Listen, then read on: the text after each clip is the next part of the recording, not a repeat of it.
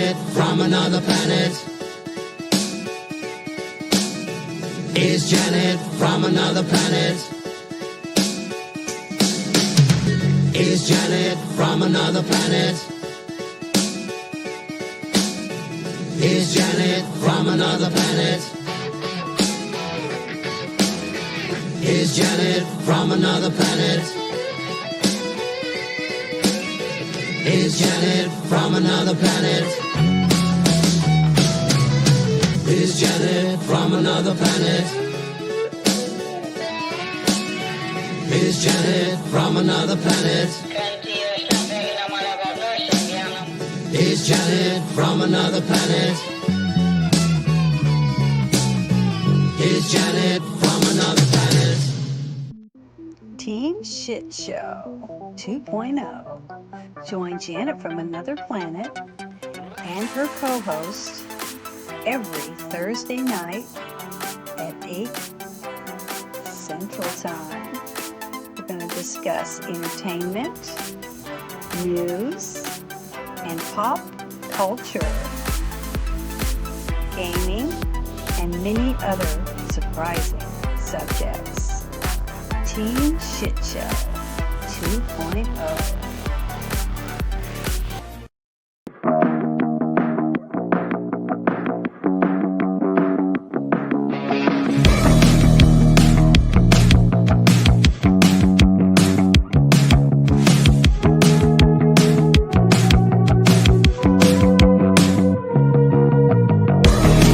The opinions you're about to hear on this show are strictly those of the panel. The following program is rated TV MA LSV. It contains strong language, sexual situations, and violence. It is intended only for mature audiences. Okay, we're back now.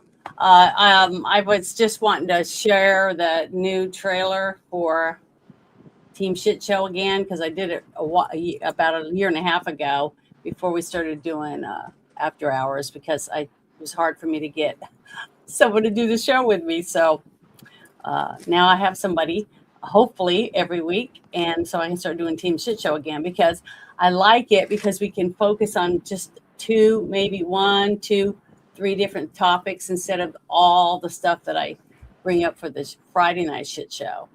But tonight I was going to let Chris show us or talk to us a little bit about this breaking news about this right here. So if you want to talk about it, I'll let you, and I'll share it, and I'll share the link to everybody to the actual other thing that you sent me that I can't play because it's on YouTube. Okay. So you can tell them about the property and everything. Yeah, I would just say that everybody should go check this out. I mean, I went up in January to meet Ann Vandersteel at she was doing a press conference over at the securities building on the MMTLP issue.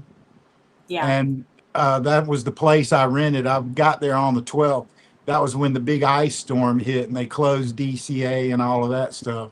So I was stuck there for quite a few days, and I talked to a lot of people and, you know, just sort of checking it out. But what I noticed about it was the building was made up of mostly gay couples. That's not a problem to me. That people can do whatever they want to do. But the rest of the people that were there, none of them were American at all. And I had this really eerie feeling there. I think one of the things that's really interesting is when I was going back into my photographs that I took in that, I had to go in that account that I can't get logged into because I didn't have them on this new account. So I scrolled all down to what I posted, and I thought, man, there's one missing. And I thought, well, maybe I put it in as a reply. And I looked through all the replies, and it wasn't in there. Now, let me tell you what, this is so crazy, right? There's 8 inches of ice on the ground. No cars are moving, no nothing. So I heard a woman screaming bloody murder, and I thought, oh my God, somebody's getting murdered, right? Yeah. So just past that little coffee shop that's in the picture I sent you where the 2 girls were, And it's funny, I posted that because I'm like, look at these people came to work in this, right? They closed early and they were leaving because they were shutting the trains down. Yeah. But just to the right of that building, there was a stairwell that dropped from street level down into a bar that was in the bottom. And I walked over there, and there was a lady that looked like she was probably from the Caribbean. She was Yeah. speaking French, but she was doing chants for evil spirits to come on Washington, D.C. And I thought, oh my God, she turned around and looked at me. And so help me God, her eyes were glowing. And I thought, oh no, I'm not fighting any demons tonight. So I went in and sent a message over to some people. And I got up the next morning. That whole area of the building where the bar was in the basement was clean to the sidewalk. They had put salt on it so nothing else would freeze over. And I'm pretty sure they probably apprehended that woman, but somebody took that message out of my X feed because I was up there meeting with, Senator Johnson and Senator Burchett and a few of those people on the COVID issue.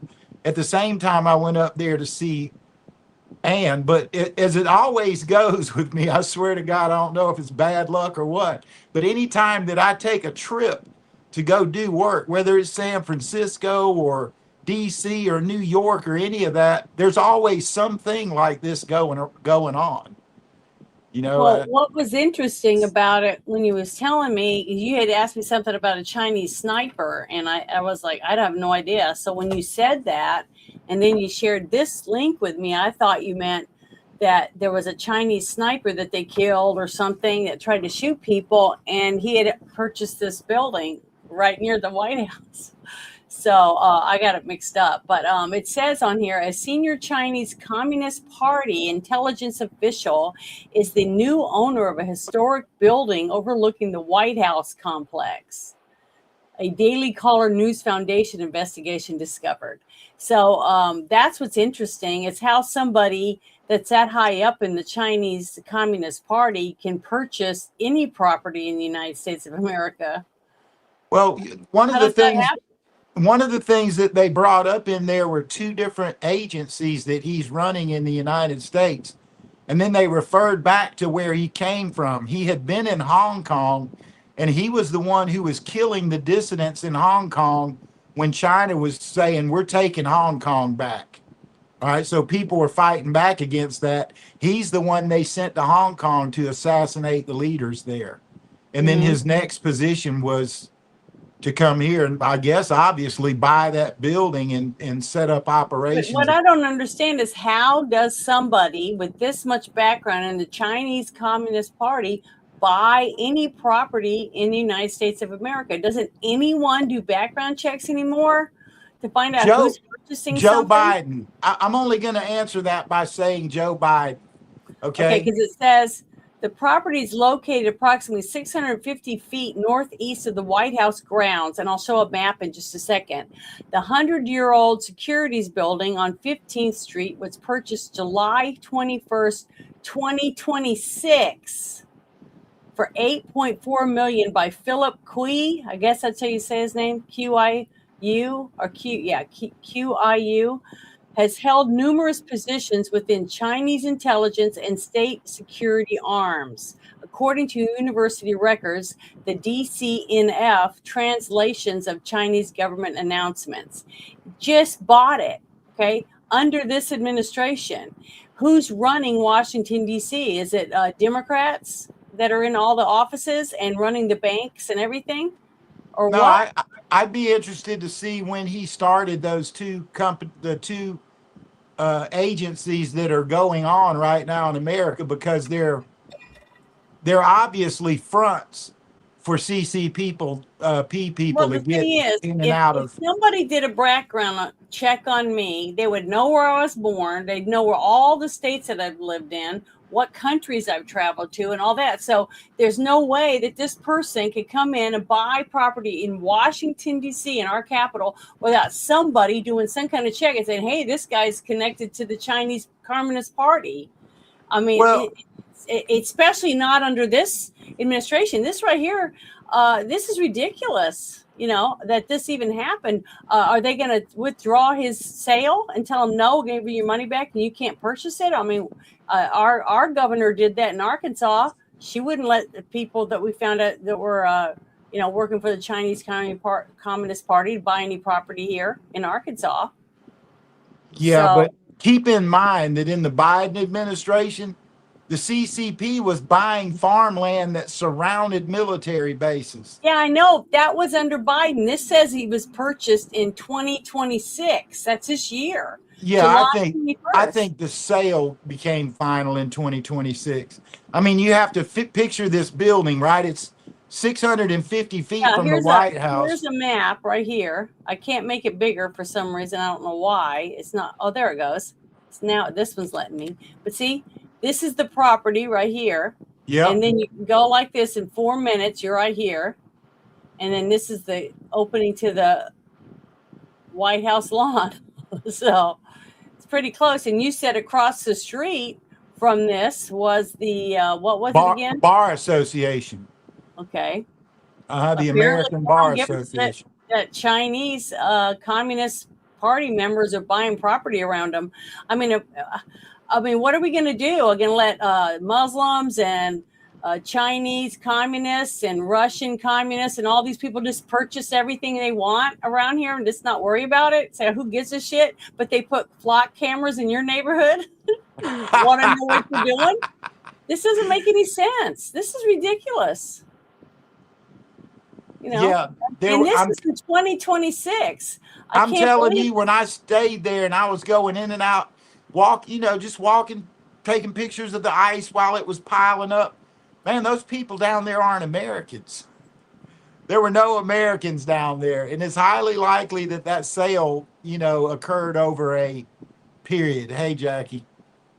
And I just shared, I'm going to share this again. This is the YouTube link, and it's to the, you said his name was the Daily Signal on YouTube. Yeah. If you want to go it says CCP sniper near White House. So I don't know what that case is about. Is it the same thing? That's the same guy. Okay, how can he be the guy who bought the building. Okay, but so where is this sniper? Where did he try to shoot people? No, he is a trained intelligence officer, member of the CCP, and his job was being a sniper. Okay, the last place so they know all this about him now, but they still let him buy a building across the street for $8 million. They must be really desperate for money. You raise a really good question, and I would not want to be a person involved in wherever that answer leads. But we know that just from the information I gave them that I collected on the COVID stuff back when they were still saying, oh, it's safe and all this, and the work that I was doing, we found CCP scientists that were working in the development of COVID, the SARS-2 and the COVID vaccine, who were literally working in the Department of Energy and a few other major agencies of the government. So you just have to understand that they weren't vetting people, not at all. Okay, Yeah. Now, we share space information with China. We go we have American and Russian astronauts in spaceships that come back and forth from the ISS. Right. And that's really supposed to be the only agency that has that unilateral thing. And the reason is because we don't want to militarize space.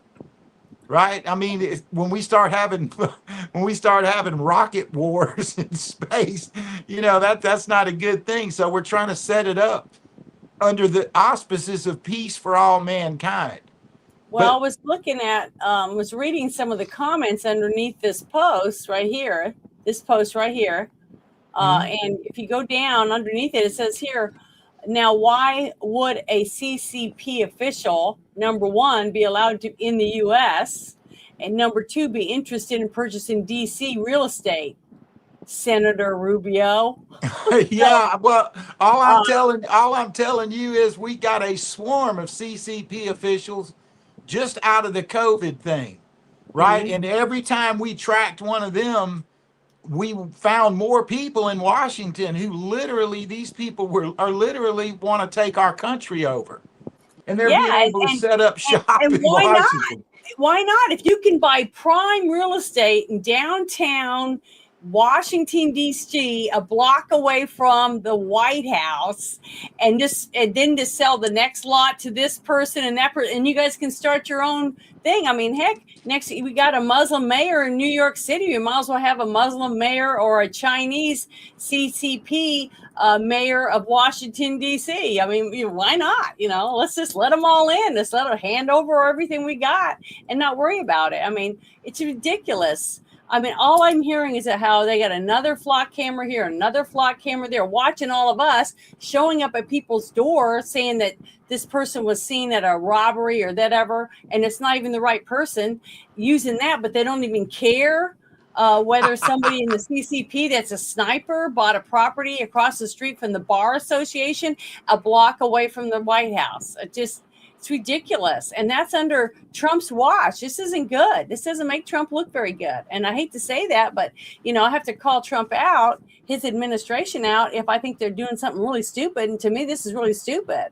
I mean, my governor wouldn't let this group from China buy property in our state.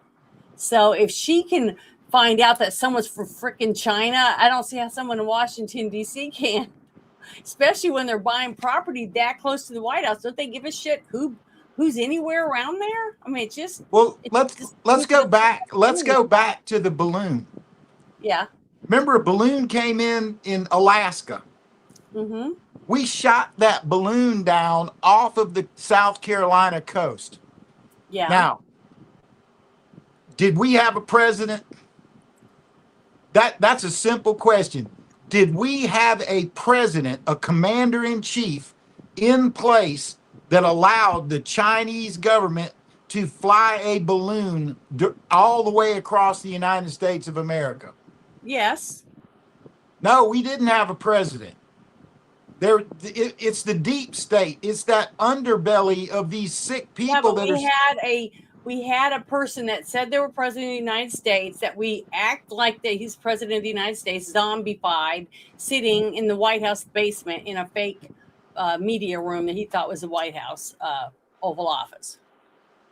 Yeah, but I have very personal, private information about the shooting down of that balloon, and that was not ordered by the White House or anybody in the Department of Defense.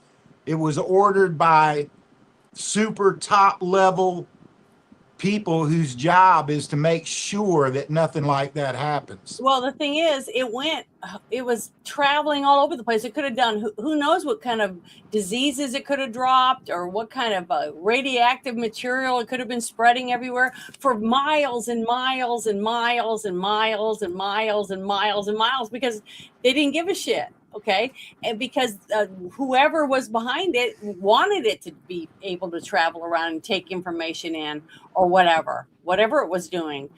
The only ones that would know what it was doing was the ones who shot it down and collected it and looked at it and said, oh, they were spreading radioactive material, or they were sending signals to a satellite of our electric grid, or whatever. We have no idea until someone tells us some information. But the fact that it just kept flying around and nobody did shit about it, it seemed like for days and days, right?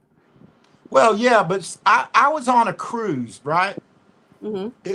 And it was a long one, like 20 days or something. We went down to St. Martin and all this stuff, and we were in a blackout, a communications blackout. I needed a break. I was overwhelmed with all the COVID stuff, and I just was taking a break. So we get back to port, and the two people I went with were two besties, one from Tennessee and one from Merle's Inlet, where they shot the balloon down. And she was going, oh my God, there's blue. Well, I hadn't heard anything about it. So I make a phone call, right, from my car. And I'm talking to somebody who really knows. I was raised in hell. I said, what are y'all doing? I said, surely you're not going to let it. It's turning north towards the intelligence triangle. Y'all cannot let it get anywhere near there. And he was like, oh, don't worry. Those idiots are so stupid. They're sending the information they're getting from us, maps and pictures of military bases and where our water supplies were and all that. But the person I was talking to is like the king of internet security. And he said, we've been stealing information from them the whole time. We just logged into them through that balloon. And so they've gotten really nothing from us they couldn't have got from Google satellites. But because they left their communications open between the balloon, the hardware on the balloon and Chinese, and man, they were skimming stuff off of it. I said, well, my opinion is it needs to be shot down right now. The thing is the fact that it even got anywhere over our country at all, anywhere, even 1 foot in, even though if it got 1 foot in, it's too far. That proves that whoever was supposed to make sure that our borders all the way around our country, all the way around, even around where the ocean is and everything, is not secure. Well, the Coast Guard takes care of the coast. That's what the Coast Guard's for. The Coast Guard is owned by our government, okay? So the fact that anything like that was able to come in, because we have no idea until after the fact whether it had a biological weapon or anything on it. We have no idea until people are dead. And that's too late. You can't, that kind of shit can't happen. And the fact that it even did happen, it really, pissed off a lot of people. People were really upset about it, especially the people whose houses it flew over and shit, and their property and their land. And the fact that they just going, oh, well, it's nothing. It's no big deal. How did they know?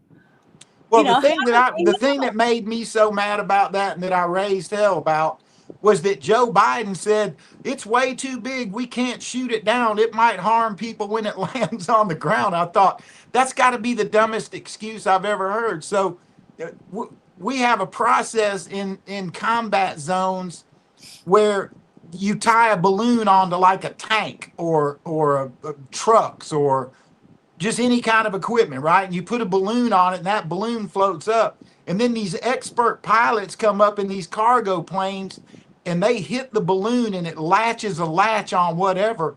And then it pulls it up into the air and they fly off with it. If there's places where there's not a runway big enough. Grab the balloon with the that's arm all they had to do. Something, and with a drone and then drag it down to the ground. It's that simple. It was too big for a drone, but they could have caught it with one of those things I'm talking about, an evacuation module. And they could have gone up there and hooked that thing and safely landed with it. But I was assured by the person that I called. It should have been shot down while it was still over the water or somewhere else in the mountains, anything. I mean, they could have gotten rid of it way before it even got over our country, but they didn't. So do you know how much money they just released this today? Do you know how much money the Bidens got from China in his 4-year term? $31 million. Yeah. And he was getting paid to look the other way. Mm-hmm. Both of them were. Well, yeah, a lot of things. And that's why all of them were and everyone else was getting paid. The money washing laundry was going to Ukraine and then bouncing off, going to whoever, buy yachts and Mercedes and hookers and snort and whatever else that they wanted to buy. They were living high on the hog on us. And, they're going to find more stuff out with that. They found the burn bags. They have said that it will take 159 years to go through everything in those burn bags, right? I promise you, in those burn bags, all the communications between subvert people in the White House that probably were running the country at the time. I mean, all of this is really coming out. Like Peter Navarro is coming out. Tom Fitton, of course, I've always been, willing to give my life up to get the truth out. Well, and the more people that come out, the more powerful the truth becomes. A lot of truth is coming out. It's now we're ready for some indictments of people to be arrested. That's what we're waiting for. I agree. I wanted to share something because we're in a place. I got to push pause. Gosh, why does it keep at a okay. We're in a place where a lot of people are thinking that it's getting closer and closer to us starting to have plagues and before the horsemen come, if you know what I'm saying, for Yeah. the end of days or whatever, and they're trying to figure out how we can stop our own decline.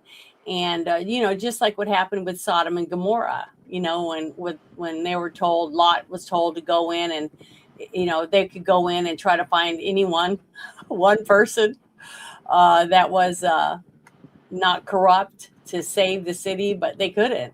And when they were told to leave, they told them not to look back, or you will perish, or whatever.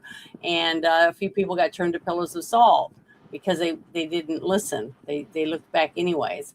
So we just don't know what could happen anytime. But we can control what's happening in our neighborhoods, in our towns, and in our states if we, like what I said, when Sarah Huckabee said, no, you're not buying land in our state. You're gonna have to go somewhere else. We're not letting you buy it here. We're not having you in our state. And the people of New York's already chosen their mayor, a Muslim, okay, to run the biggest city in our country, basically. Supposedly, not a long time after 9/11. And they hate us. Okay, they hate anyone that is not a Muslim, a practicing person that worships Muhammad. If you don't worship Muhammad, you're an infidel and you're worthless. You are a piece of shit to them. They don't give a shit about you. They can lie to you. They can do anything they want to you because you are not really of any value. And even if you're a woman and you say you worship Muhammad, you're still no value. You're just good enough to cook for them, sit behind them, and do what you're told, and spit babies out. But that's about it. That's all they care about women for. So men love it because men get treated like kings in their religion. So I can see why any man would want to be a Muslim, because you can have all the wives you want. You can treat them like shit. You don't have to feed them. You don't have to do anything. You didn't even have to buy makeup for them. You just cover them with a sheet and tell them to clean, and you can beat them. You can do whatever you want. They're just your objects. So I just wanted to play this for you to listen to what he has to say about Mandami. So I want to let you guys listen to this because it's very, very interesting and eye-opening. And what you're about to see is our friend Mamdani. He's up at a prayer gathering, an Islamic prayer gathering. Bro, so you're going to see him at the beginning of this clip, and then watch what is prayed with him present as he's in and seeking further office. Check this out. As the first Muslim mayor in our city's history, and this year as the first Jummah that I have attended in that new position. وأسأل الله أن يصلي على محمد وآل محمد والفرج فيه للمؤمنين على يديه وقتل الكافر. And the killing of the infidels, another translation is non-believers, non-Muslims, by your sword. Bro, you have the mayor of the largest city, most influential city, arguably, in the United States, giving his blessing to a Muslim imam, publicly praying for the killing of the infidels, non-Muslims, by your sword. All I'm saying is, if you were to ask the question, we have to be wise and understand that, hey, dude, spiritual warfare does not just happen at an individual level. It can happen at a societal level. And, dude, we have to understand, we wrestle not against flesh and blood, but against principalities, powers, and spiritual forces of evil in high places. That is how you might destroy a largely Christian nation. So I wanted to play that, and I'm going to share the link for it. Have you seen that? I have seen it. And what do you think about it? I've been screaming about it since 2000 and maybe 10 or 11. I started noticing in 2009. I mean, I probably started before that because I had read both of Obama's books. And in the book he wrote about Dreams of My Father, he said, if the political winds change, I will side with my Muslim brothers. Right? He wrote this way back in the 90s. He wrote this book in the 90s. in that book, he said why he hated his white mother in that part of his life. Yeah. Right. Well, the whole time that he campaigned, he was going to a Christian church. Okay. And then I saw that in that book and I thought, okay, this is Takia. He's lying. He's trying to deceive everybody into what he stands behind. And literally, you could see the shift in the Middle East. For Christ's sakes, the weapons that were going through Benghazi out of Yemen that we left in those other countries when we got out, which Obama did that, right? Yeah. Let's go. We're leaving. They left all that military equipment there. It was shipped to Yemen, went through Benghazi, and ended up in the hands of ISIL, which was just ISIS. We were literally arming ISIS in Syria.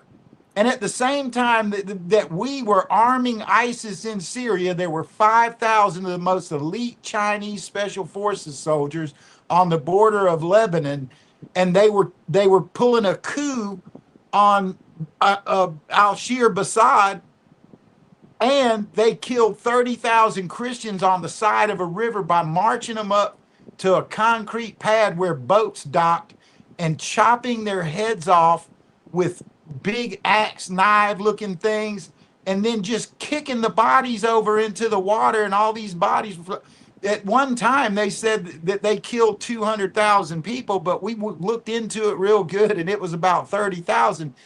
At the time that occurred, Aleppo had the highest per capita Christian population of any city in the world. And within months, it was taken over by Muslim radicals of those assassinations. Now, all of this occurred at the same time that they were, I mean, let me,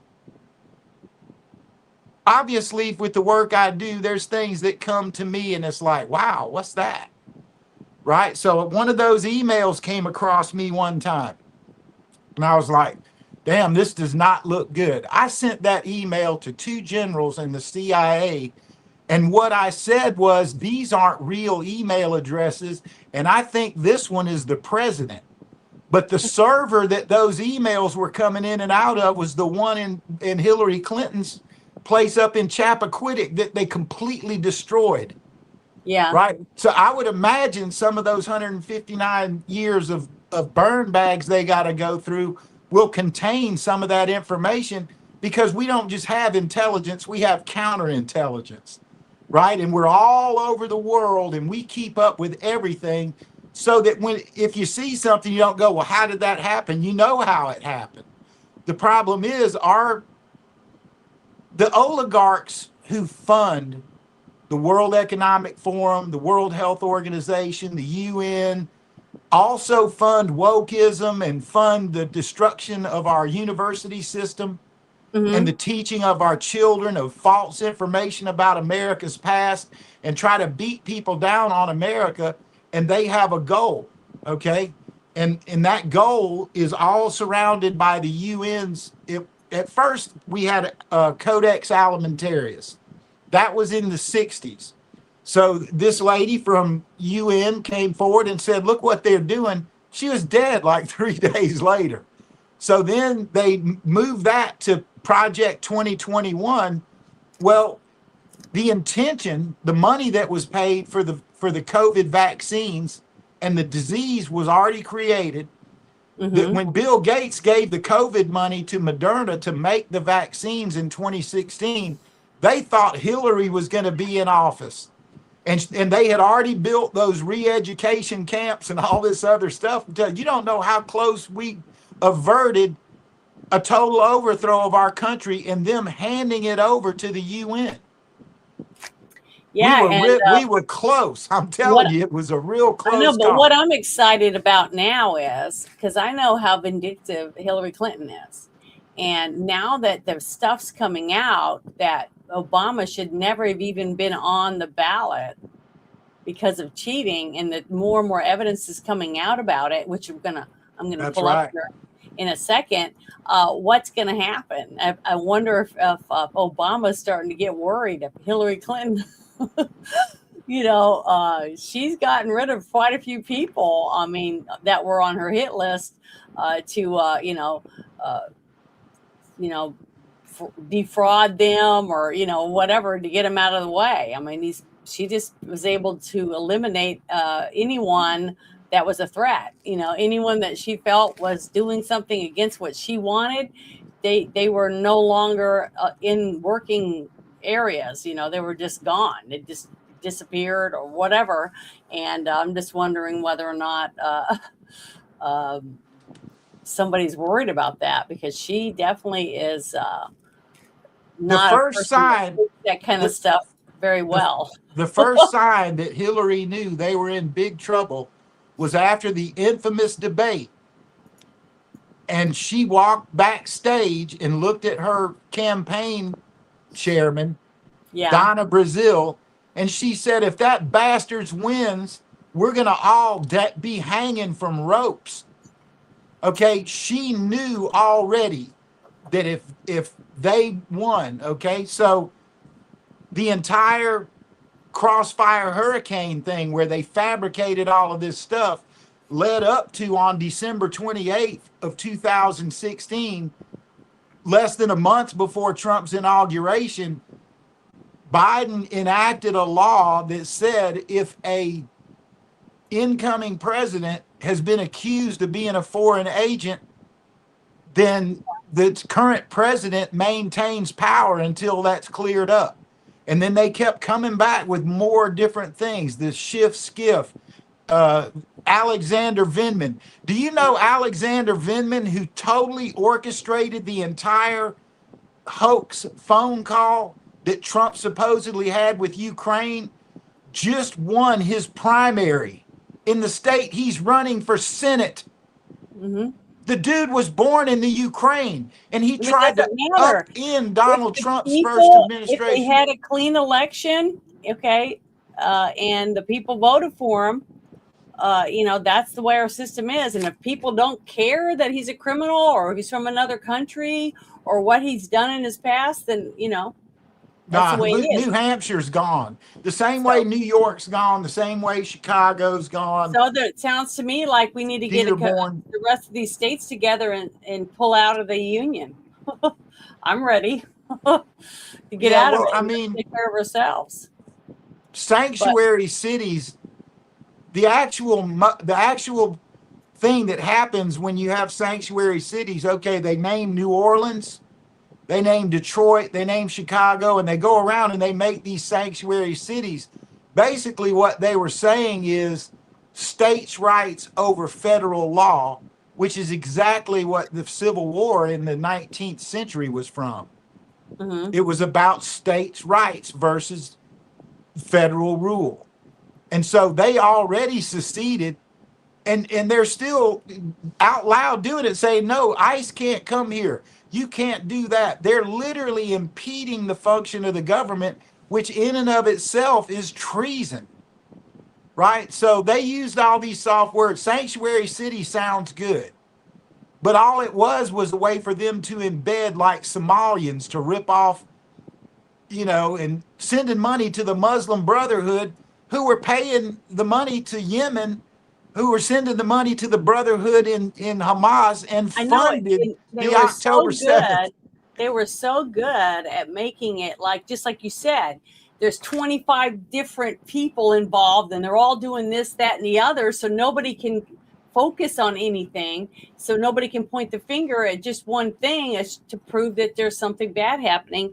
Everybody has to go running around trying to find all the evidence to connect it together. And by that time, the money's already long gone. So I want to play this because I want you guys to hear it. It's only a little over a minute, but if you just listen to what they have to say, it's interesting. In Arizona, he hired the ninjas. What were they called? Yeah. The cyber ninjas.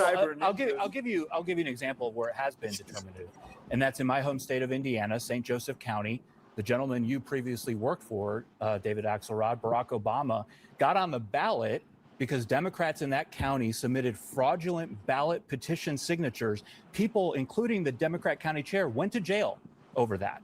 Barack Obama should not have been on the primary ballot in the state of Indiana. But that's not a voting. That's not a But voting it's still issue. Like that's something. Well, it is a voting Indiana issue should because deal he with. was on the ballot and That's people not a could vote Save for him, and he America shouldn't Act have issue, though. That's not a, they're stealing the elections. Illegals are voting. That's an Indiana issue because Indiana is the one that determines who's on their Pete, ballot. how did that get determined?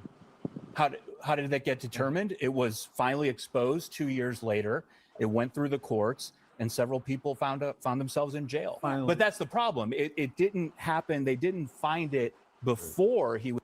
See, the thing is, that's why the Democrats do lawfare, because it takes everything and drags it through court. So it takes so long that by the time somebody went to jail, which they did, a lot of people are complaining, nobody's getting arrested, nobody's doing anything, nothing's happening.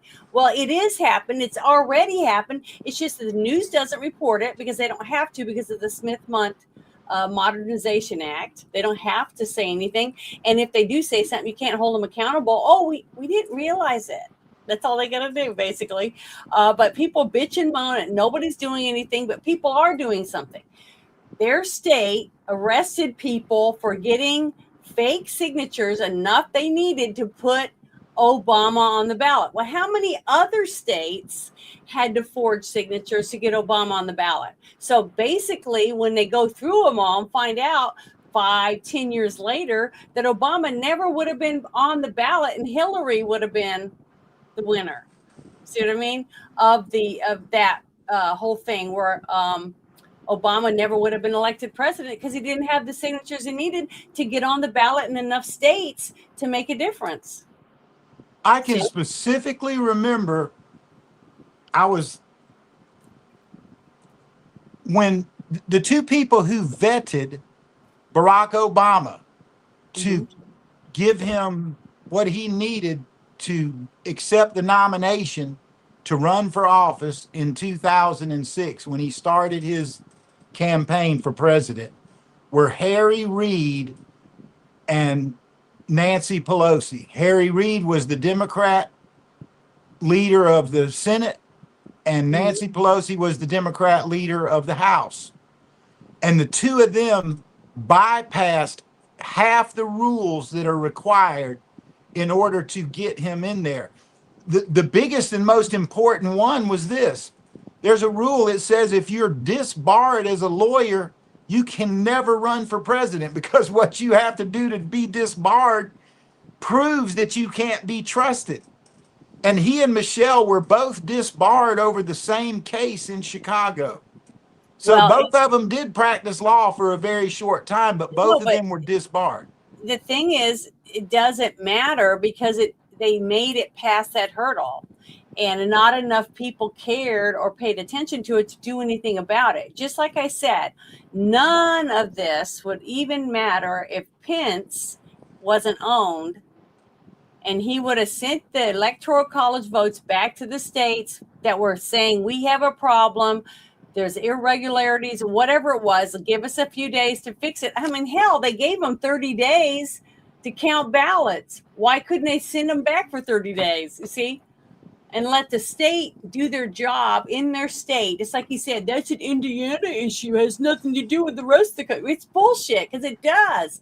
All of the states that fuck up and put stuff on there that's illegal screw it up for the rest of the country, because a person that shouldn't even have been on the ballot to run for president would never even have been on there if the states had been legal, done their job the way they were supposed to, but they had too much corruption in different areas, just enough areas to make it matter. And it did matter because his name got on the ballot, and Hillary Clinton got kicked off.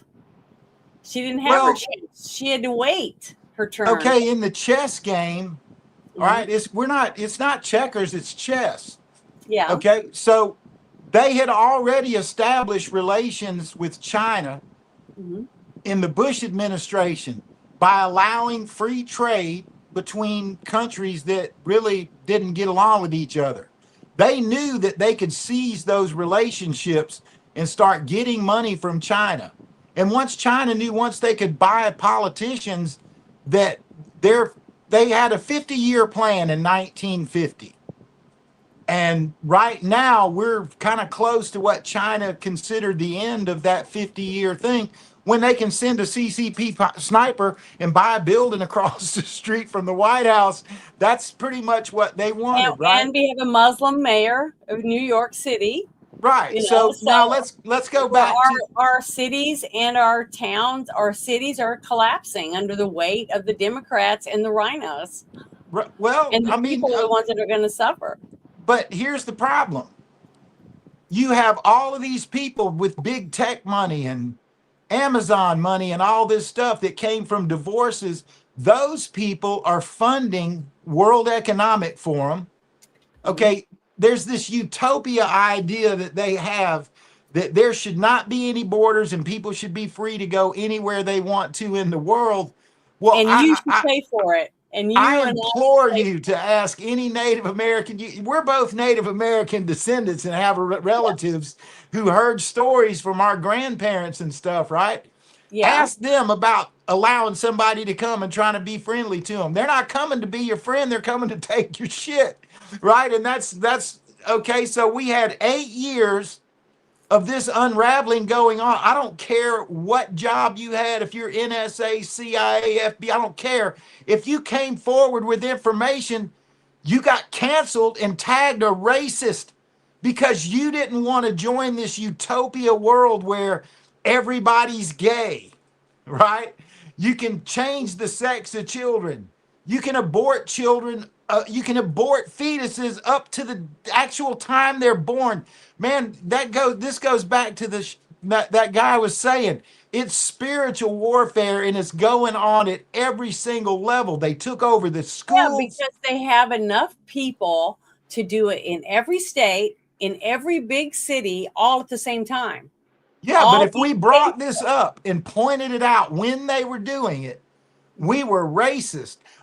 People called me a racist. I'm thinking, all right, so my great grandmother was the first black queen of England, Charlotte Mecklenburg, and I'm Native American, and I've got blood from countries that hate each other. It doesn't matter. It doesn't matter. I have on my father's side of my family, I have Jamaican blood. Okay.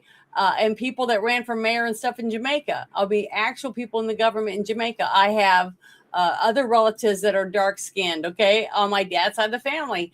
But it doesn't matter because my skin is light. Okay, so that you're a racist, right? It doesn't matter. Even though I have American Indian on my mother's side of the family, a Chickasaw Nation. So it doesn't matter that I have interracial DNA. It's a matters that what I look like right now to people. That's all that matters. And a person, I'm treated worse by more people of a different skin tone than me, that because they hate me because I look like I look, not because of anything I've done, not because of anything I've said, but because of what I look like. And they immediately say, "Oh, I'm reparations. I'm a racist. I'm a Nazi. I'm all the phobias." You know, simply because I'm a Christian and because I'm my skin color. So you know that's just going to keep happening because But the thing is now is the blacks are being pushed aside, and they're bringing in all the Hispanics and stuff from other countries to take their place because there's not enough of the racism anymore. And too many people that are grown and raised in America that are not racist, that accept people no matter what. If you go to get a job, you go to school, and you're trying to get married and have a family, and you're trying to live your life and pay your bills, and you want to be an upstanding citizen, we don't care what your sex is, and we don't care what you look like or where your ancestors came from. As long as you want to be a true American and say the Pledge of Allegiance, we don't care. Well, guess what? Now they want to get rid of us and bring in new people that hate the flag, that want to destroy the country, because those people are easier to control, because you can just throw money at them and they'll move and live in this place, and they'll go and protest over here and do what you're told because they want the money, and the free stuff. So we're being pushed aside. It doesn't let's matter. talk about the frog boiling in the boiling pot of water. Yeah. You know who the very first person was who changed their name to an Islamic name for political reasons? Cassius Clay. Now, I loved Cassius Clay. Right? I'm a little boy. It's the 60s. He's beating everybody's ass and he gets drafted. He illegally changes his name to Muhammad Ali and dodges the draft and says, for religious reasons, I can't fight. By the mid 80s, black people were naming their kids Islamic names based on what he did, because in some false belief that he had to go to jail for dodging the draft. It didn't work. But somehow the black community started naming their kids like, I went to what's called an ancient Methodist Episcopal church. They're called AIM churches. They have them all over down here in the country in Georgia. So when I was doing the network administration for the Columbia County Board of Education at the end of the 90s, there was this one there, and I noticed that one of my teachers was there, and I thought, damn, I stopped and talked to her. She said, well, you should come in. You would not believe what that preacher up there who said he was a Christian, right? It's supposed to be, ancient Methodist Episcopal church. That church service was about how they needed to kill all the white people. I was in there, I was looking around like, you invited me in here for this shit? I'm thinking, I don't know if I should have come in here. Well, I mean, there's a lot of woods around here. The ones who invited you probably didn't realize that's what they were going to talk about. No, that was her church. I know. She just happened to be one of the teachers who worked with me. But I'm not saying, see, the thing is, all black people aren't racist, and neither are all white people. See? That's right. They're everywhere, but there's racist and hate mixed all in every race. Okay. It doesn't matter whether you're a man or a woman. There's going to be assholes that are women, assholes that are men. You're going to have, black people, Mexican people, Chinese people, Caucasian people. It doesn't matter. You're going to have racists in that. You're going to have bigots in that. You're going to have, you're going to have everything mixed in, depending on their personality, whether they're a narcissist, any of the stuff, whether they got dumped on by their ex-wife. Now they hate women that have tattoos because of his ex-wife had a tattoo and he thought she was a slut and a whore. So now everyone has a tattoo, is a slut and a whore. Everyone does stuff like that. I've been in churches where there was men that were preaching during the day, but at night they're at the bar with some woman, not his wife, sitting on his lap. So they're hypocrites. I mean, they're everywhere. And so all you can do is live your life to the best of your ability, because the only person that you're going to face at the end is your deity, whoever that is. Mine happens to be God, right? My God in Jesus Christ, that I have to go to, and I have to be judged by the sins that I commit while I'm alive. That's how I believe. So everyone has to deal with their whatever's going to happen to them in their life by being judged by whoever they think they're going to be judged by. But how easy it is for a person to say they have no beliefs. They don't believe in anything besides what you're doing right now. So you don't have any consequences. So everyone chooses what they want, what's easiest for them in their life, and they they live accordingly to that. But the thing is, I can't control what another person's religion is or anything, and they shouldn't, because I don't want someone coming to my house and saying, hey, you have to be a Muslim now. Yeah, I follow the Constitution too. Let me somewhere in my video archives on a secure drive or somewhere, I have a video where Obama was meeting with a group of the people that were going to be on his cabinet and his support team when he was going to get in the White House in 2009.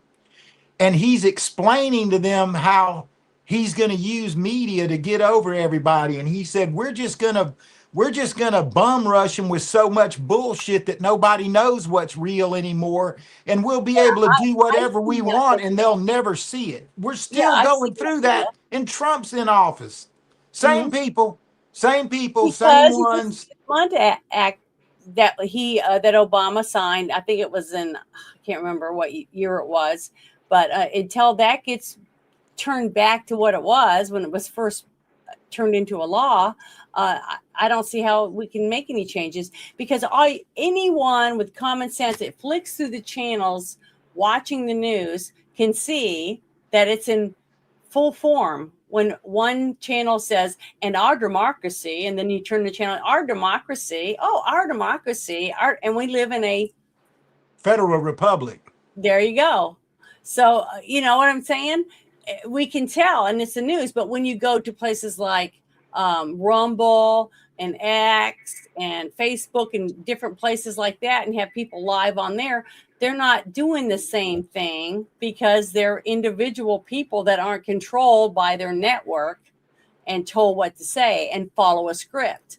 But when they're following a script, one channel after the other, they're all saying the same thing because they're all owned by the same people. Yeah, General Flynn was not the first person who dedicated their entire life to this country, who were canceled, shut down, treated like redheaded stepchildren. Well, let me promise you that started back in 2010. If you had any dissent towards Barack Obama and anything that he was doing, and you had a career, it was over. I made my money in this music industry when I was young, you know, bought restaurants, built houses, did all kind of stuff. They couldn't hurt me because my money was mine and they couldn't take it from me, and they couldn't say we're holding this job over your head or any of that. But the poor people like Mike Flynn, they would buckle under the pressure to keep their mouth shut. But see, that's the thing. To me, I still believe that that's a choice by a person. It was in the entertainment industry, and I was doing really well, making commercials, doing all kinds of stuff, stand-in work, you know, on all different kinds of TV shows and movies. And then COVID came, and I was told I had to get the jab and get a card if I wanted to get hired, get jobs. And when I said no, guess what? I didn't get the jobs. Nobody wanted to hire me. They were doing it to everybody. So, but there were many people that I worked with that would talk to a doctor, and the doctor said, well, give me $200 and I'll just shoot this in the trash can and I'll give you a card. Let me throw this at you real quick. That's why we're never going to know exactly the numbers of anyone or everyone that did get the shots, because the only way you're going to ever do that is to take everyone's blood and test it to see who has spike proteins in their blood. That's the only way you're going to find out who got the jab for sure, because too many people were able to pay people off and get fake information saying they did get it. And it's going to be really hard to do that. When I heard Nancy Pelosi in a press conference in 2009, like just days after the election, she says, let's go ahead and pass the Affordable Health Care Act so we can read it and find out what's in it. Oh my God, I panicked. I called my father up. She had it pushing it on a cart, and it was like, you know, 3 feet tall. So I called my dad. I said, what's in it? You have to pass it, then you can read it. Yeah, right. But so I called my dad when I saw that, and I said, do you have access to that? I said, if you do, send it to me. So he sends it to me. Me and 3 or 4 of my friends read through that whole thing, and we found on, like, I think it was page 1287, right? It says in there about the Affordable Health Care Act and how they're taxing people and everybody's going to get health care, and just stuck way back there, 1280 something. I remember it was 1280 something. It says Muslims will not be responsible to pay this tax because in Islam, gambling is a sin punishable by death, and health insurance is gambling, because if you don't get sick, you're basically gambling and not getting your money back. And that was in that health care bill. So in the early days when they would call up and register and they'd go, okay, we need your bank information, blah, blah. So, oh no, I'm a Muslim. That ended the conversation. So then, while that's the reason that everyone's health care went from $500 a month insurance to $2,000 and $3,000.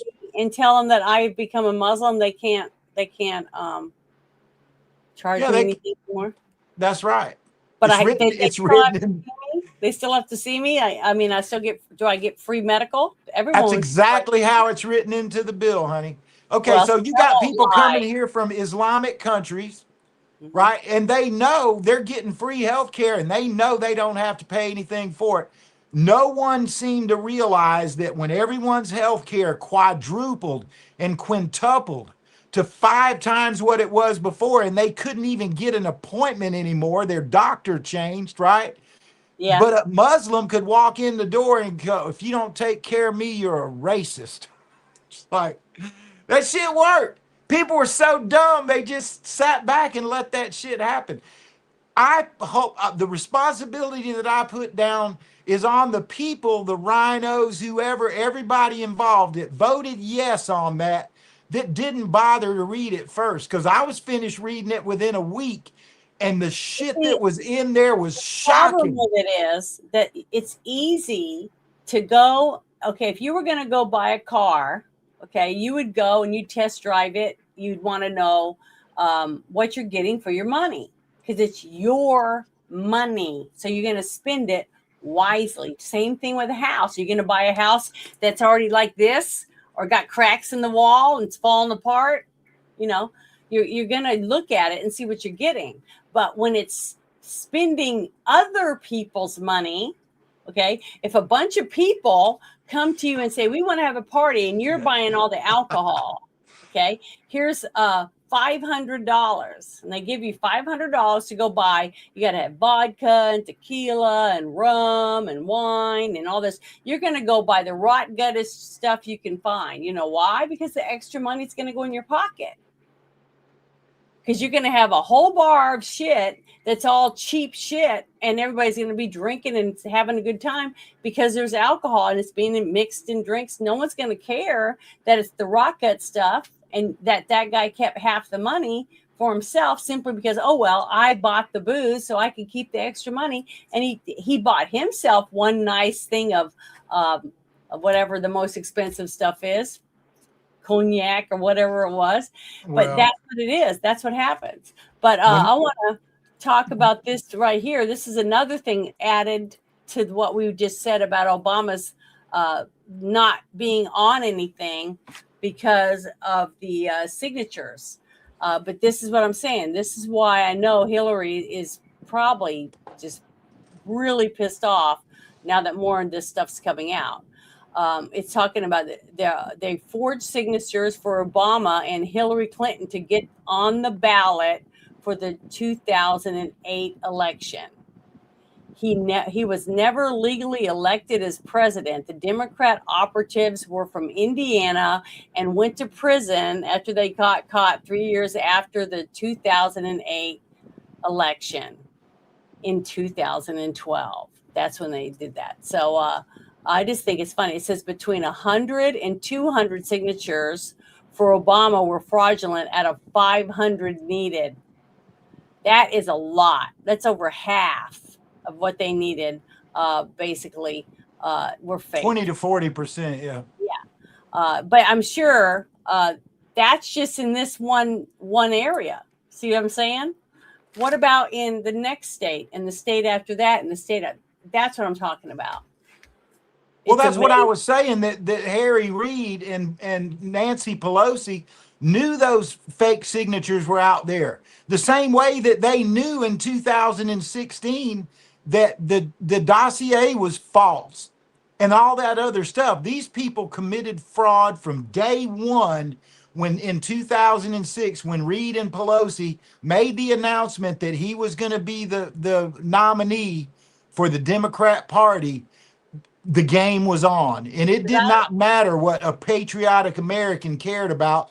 It was all about ending borders and forcing us to allow people that hate our guts to come to our country and supplant us. I just remember Hillary Clinton's people from Arkansas, because my mother used to do a lot of, she worked the polls and she used to do a lot of campaigning, you know, passing flyers out, making phone calls, going to meetings, city council meetings, trying to get people that's going to register to work the polls, you know, that kind of stuff. My mom was really, really active. I guess that's probably why, you know, I wanted to learn more about doing that. And I worked the polls and stuff myself.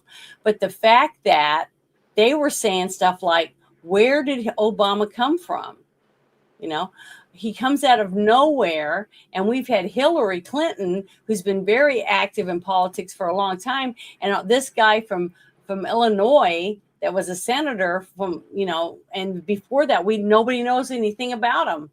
But all of a sudden, he's running for president of the United States, and he has all this money and all these backers. And people were just really, because, you know, there's a lot of Democrats in my mother's side of the family from Texas and Oklahoma and Arkansas. And they were all saying this. They were all like wondering where this guy came from. And it was just interesting listening to a lot of them, trying to figure out where this guy came from. But guess what? The difference between my dad's side of the family that was mostly Republicans and my mother's side that was mostly Democrats, the Democrats were like this. When they found somebody, you know, whether it was Obama or it didn't matter who it was, if their party told them this is who we're going to do and you need to stand behind them, they got together like glue. I mean, you couldn't pull them apart.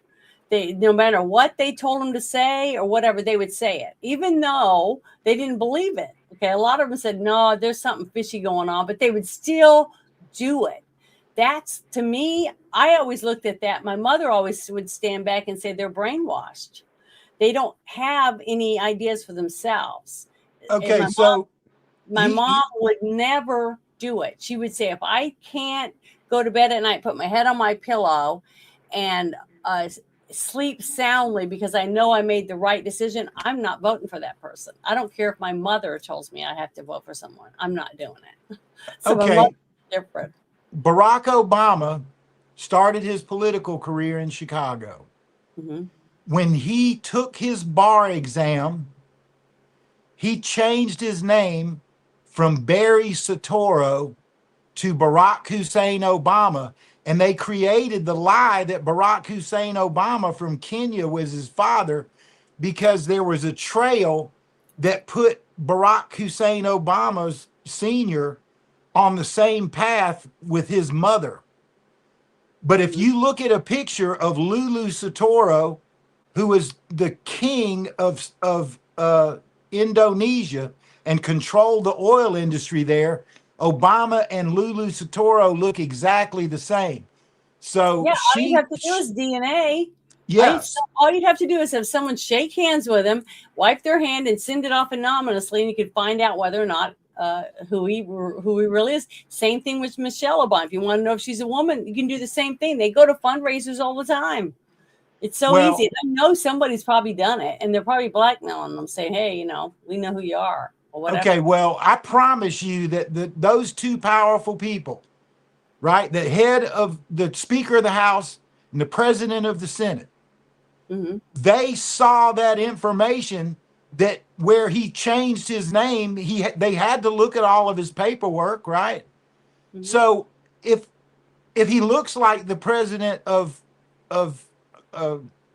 Indonesia, right, and he had his name. So what actually happened, she was pregnant when she met Barack Hussein Obama Sr.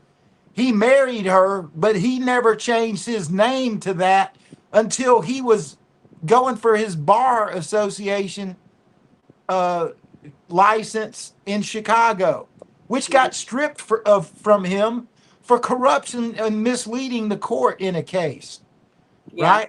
Well, Barack, what he said, my father's from Kenya, they met here, they did this, they did that. None of that pans out with the fact that his name was Soetoro first, right? Okay, who's your father really? Where were you born? He was born in Hawaii.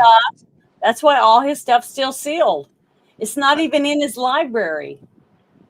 Well, of course it's not. I hope that I'm telling the truth right now. We survived the most egregious coup attempt against any powerful nation that has ever been survived in the world. And if they don't pass the SAVE Act, that statement won't come true because they're already everywhere. They are everywhere. and they were allowed to come in under this president we're talking about now. Honestly, we're not. We didn't survive. We're full of holes. We're like a cheese grater right now. And the SAVE Act is the one thing that's going to start healing it. Okay. But we got a lot of work to do to fix all the damage that's been done. This administration is trying by stopping the money, because without the money that they've submitted for themselves, they can't keep paying for the fake volunteers and all the fake shit that they've been getting. They're hurting for money. They can't even pay their bills.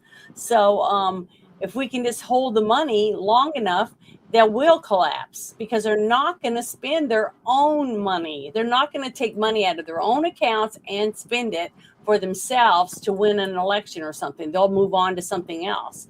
But I want to play this video for you real quick. So give me a second. It's turned up. Here we go. The 2008 race, Democratic operatives in Indiana were convicted of faking signatures on the presidential petitions that put then Senator Barack Obama and Hillary Clinton on the ballot. In my home state of Indiana, St. Joseph County, the gentleman you previously worked for, David Axelrod, Barack Obama, got on the ballot because Democrats in that county submitted fraudulent ballot petition signatures. People, including the Democrat county chair, went to jail over that. Barack Obama should not have been on the primary ballot in the state of Indiana. So many signatures were phony that authorities said the president may not have actually had enough signatures to qualify for the primary ballot. That's not a voting. That's not a But voting it's still issue. Like that's something. Well, it is a voting Indiana issue should because deal with. he was on the ballot and That's people not could a vote Save for him, and he America shouldn't have Act been. issue, though. That's not a, they're stealing the elections. Illegals are voting. That's an Indiana issue, because Indiana is the one that determines who's on their ballot. How did that get determined? How did that get determined? It was finally exposed 2 years later. It went through the courts, and several people found themselves in jail. Finally. But that's the problem. It didn't happen. They didn't find it before he was on the ballot. Because they're good at covering themselves, okay? But just like they said, oh, we found the burn bags, okay? They didn't cover because they're sloppy when it comes to after the fact. Just like a serial killer, they plan meticulously to find their victims, who they want, how tall they are, how skinny they are, where are they, what time of day, blah, blah, blah, blah, all that stuff. But then once they do the act, they're sloppy because now they've gotten what they wanted. They're like, I'm God. I can do whatever I want. And then they just chuck something out. And that little piece of evidence is what leads to them being captured. And it's the same thing with this. All of them's head is so big because they all think they're untouchable. I'm so-and-so, and I did this, and I did that.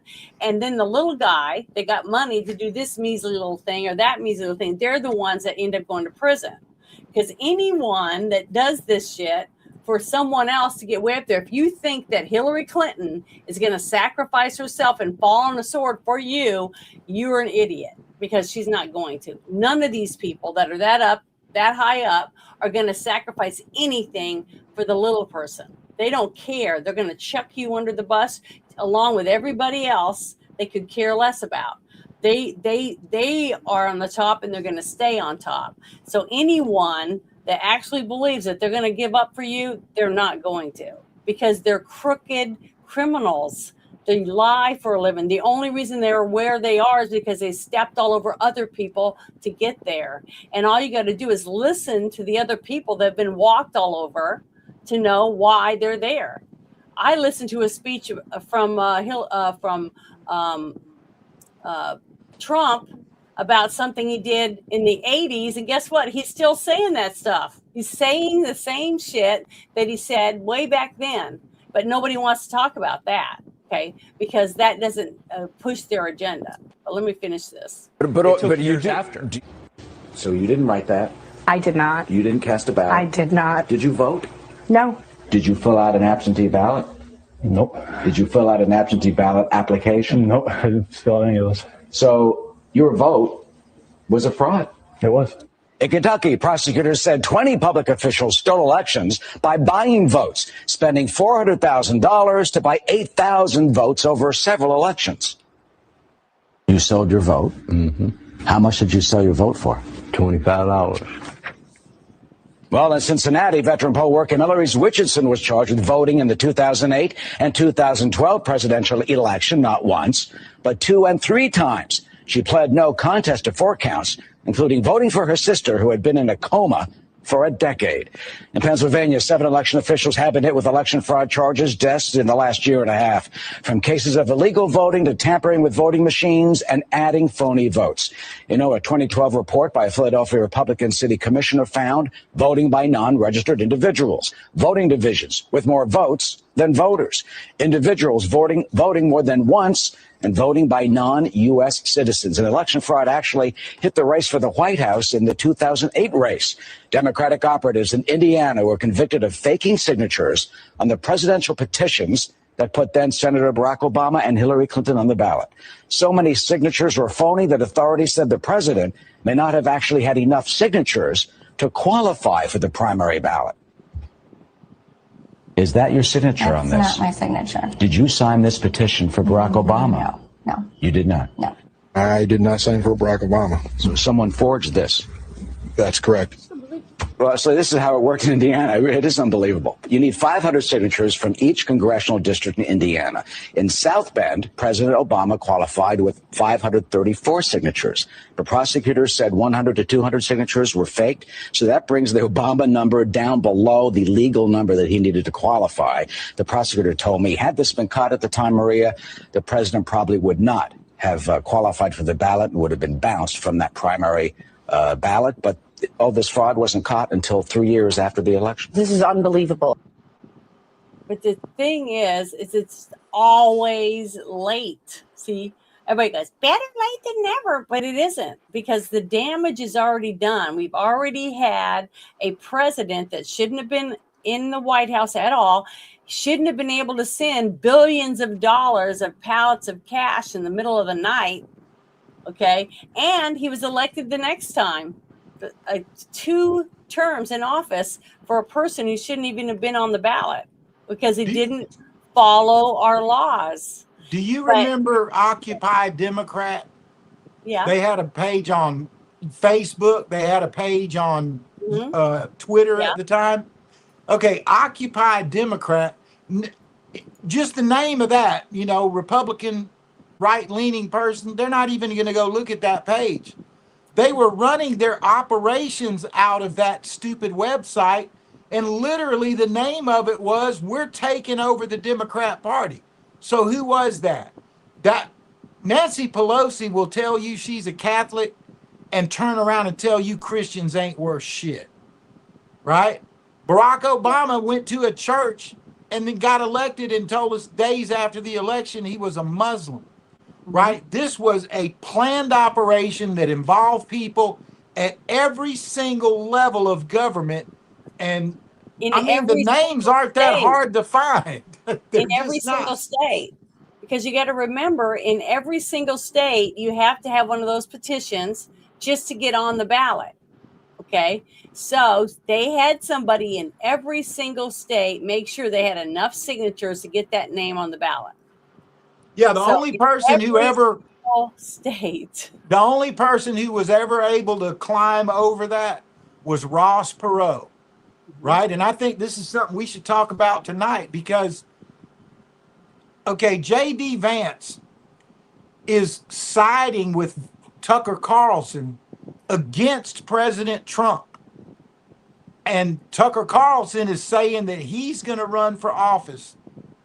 So exactly what happened when Herbert Walker Bush tried to get reelected in 1992. Ross Perot took the votes away from President Bush that would have put him over the top when Bill Clinton got elected. And you've already brought up the fact that that's your neck of the woods. You knew about all that. I mean, I had conversations with state patrol officers up in Arkansas that said that they would go pick up hookers and bring them to the governor's mansion when he was the governor and bring them in the back door. There was a movie that came out starring Tom Cruise about the whole thing with the Mena, Arkansas, drug running from the cartels. They'd Yeah. fly in Mina and unload stuff. And because it was happening in this state, a certain governor was getting like kickback, and so were other people that were working for that. And that it's called Mina, and it stars Tom Cruise. He's in it, and that it wasn't a big hit because a lot of people didn't want to see it and go, "Oh, it tarnishes the Clintons," you know. You remember Breaking Bad? Mm-hmm. Yeah. Yeah, Hermano's chicken, brother's chicken, right? Okay, Yeah. the actual real truth of where that came from is that the man who owned Tyson Chicken was fined an egregious amount of money. Now they're still in business, right? But they tracked drug money between him and Clinton, and they were bringing cocaine up to the United States in those Tyson Chicken trucks. Right? They'd go down there, they're saying they're buying chickens, and they'd fill the back half the truck up with chickens. And so Cliff Nussbaum and some of these other people that were around him were involved in that trafficking, right? And the owner of Tyson Chicken was indicted on that, right? Why did we never, ever hear that in the media? Occupy Democrat was constantly running ops for psyops and propaganda for the Democratic Party. That's true. Because either they're compromised with blackmail, which it could be. That's why Trump has released all of the Epstein files, and if people want to go and dig stuff up, but look how quiet it's gotten. There's tons of stuff still on there, but people aren't talking about it because it's not the person they wanted to see drown, which was Trump. I mean, it's got there's pictures with the lead singer of the Rolling Stones. What was his name again? Mick Jagger. Mick Jagger sitting there oogling and ogling right next to Bill Clinton, but nobody's talking about it. So there's tons of stuff there, but you just have to go and you got to dig around. People don't, if it's not what they wanted it to be, they don't care anymore. See, instead of just digging for the truth, they dig for the truth they want. See, that's not the same thing. Okay, they just like I said, many people would say, "What about Bill Clinton? What about Bill Clinton?" I said, "Well, all you got to do is talk to some of the witnesses, talk to the survivors. They'll tell you about Bill Clinton and what they had to do and who was there and blah blah blah." But nobody wants to talk to the victims either. See, because they don't want it to tarnish the person they like. They want it to tarnish the person they don't like. That's called a backfire. Yeah. It backfired. Yeah. Yeah, it sucks. It is what it is.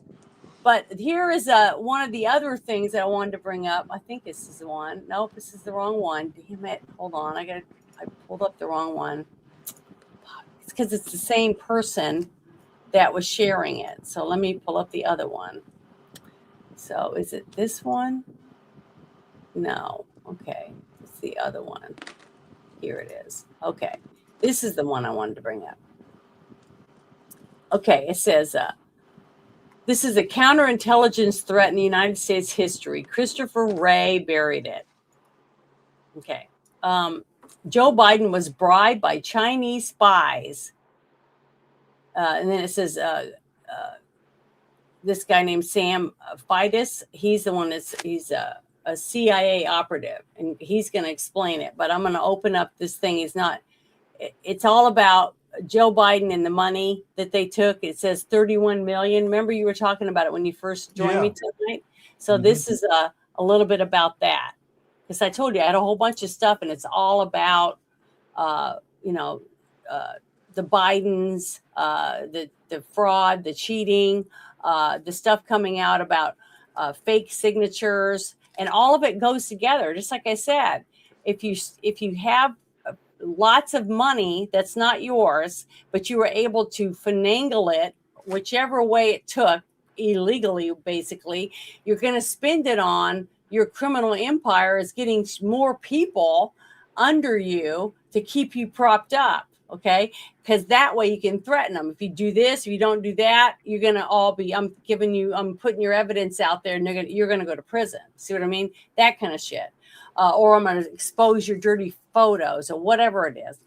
They all have dirt on each other. That's why they don't want to cry and whine on anyone, because they don't want to go to jail. But I'm telling you right now, the whole mess with Bill Clinton, Jim Guy Tucker went to jail for him, and a few other people went to jail for him. Jim Guy Tucker was his lieutenant governor, that kind of stuff. So it's all corrupt. But if your family's making enough money to wait for you till they get out themselves or whatever, then they have money waiting for them. See, I don't know how that works and why someone would want to do that for them, someone else, but they must have had a lot more dirt on them than they had on the Clintons. That's all I can say. But here we go. I looked at the laptop very early on, given unfettered access to it. I had a copy of the hard drive for a very long time and spent way more time than I would have liked going through it. What do you learn when you look at the laptop? Hunter can't find his trousers on a good day. Hunter eats Viagra like peanuts and he snorts Coke by the kilo. But more to the point, what do you see? You see that the Biden crime family was taking millions and millions of dollars from pretty much every thug on the planet. But beyond everything, above everything, they took more money from the Chinese than anybody else. Yeah. And not just from the Chinese, from individuals who were Chinese intelligence officers, Chinese spies. Best estimate I've seen, $31 million. Okay, spies don't give you money because they like you, and they don't give you money because they hope you might think kindly of them. It is a hard business. When you take tens of millions of dollars from Chinese intelligence officers, obviously something is coming back the other way. So back to the issue of the laptop and covering it up. American counterintelligence and intelligence officers see this laptop. They know it is real almost immediately, and they can see all that same data, which means we had a guy at that point running for president of the United States, compromised by, owned by Chinese intelligence potentially. And their decision was not to turn on the red lights, sound the siren, and immediately dive into this. It was to cover the whole thing up and tell the American people nothing to see here. Greatest counterintelligence threat potentially in our history, and they just walked on and buried the thing. It's really sad because if you look at it in any situation where you walk up, okay, and you got two semi trucks, okay, one's filled with puppies and one's filled with kids, okay, and they say, okay, we're going to give you $1 million, and all you got to do is push one of these semi trucks off of this thing and let whatever's in there drown. And you got to pick, which one do you want? Red or blue? And then you pick say, okay, I'm going to take the red one. I want the red one to go in the water. So they say, okay. And then they have live cameras inside the thing. So they push it off and you get to watch all the kids, what happens to them when that falls in the water.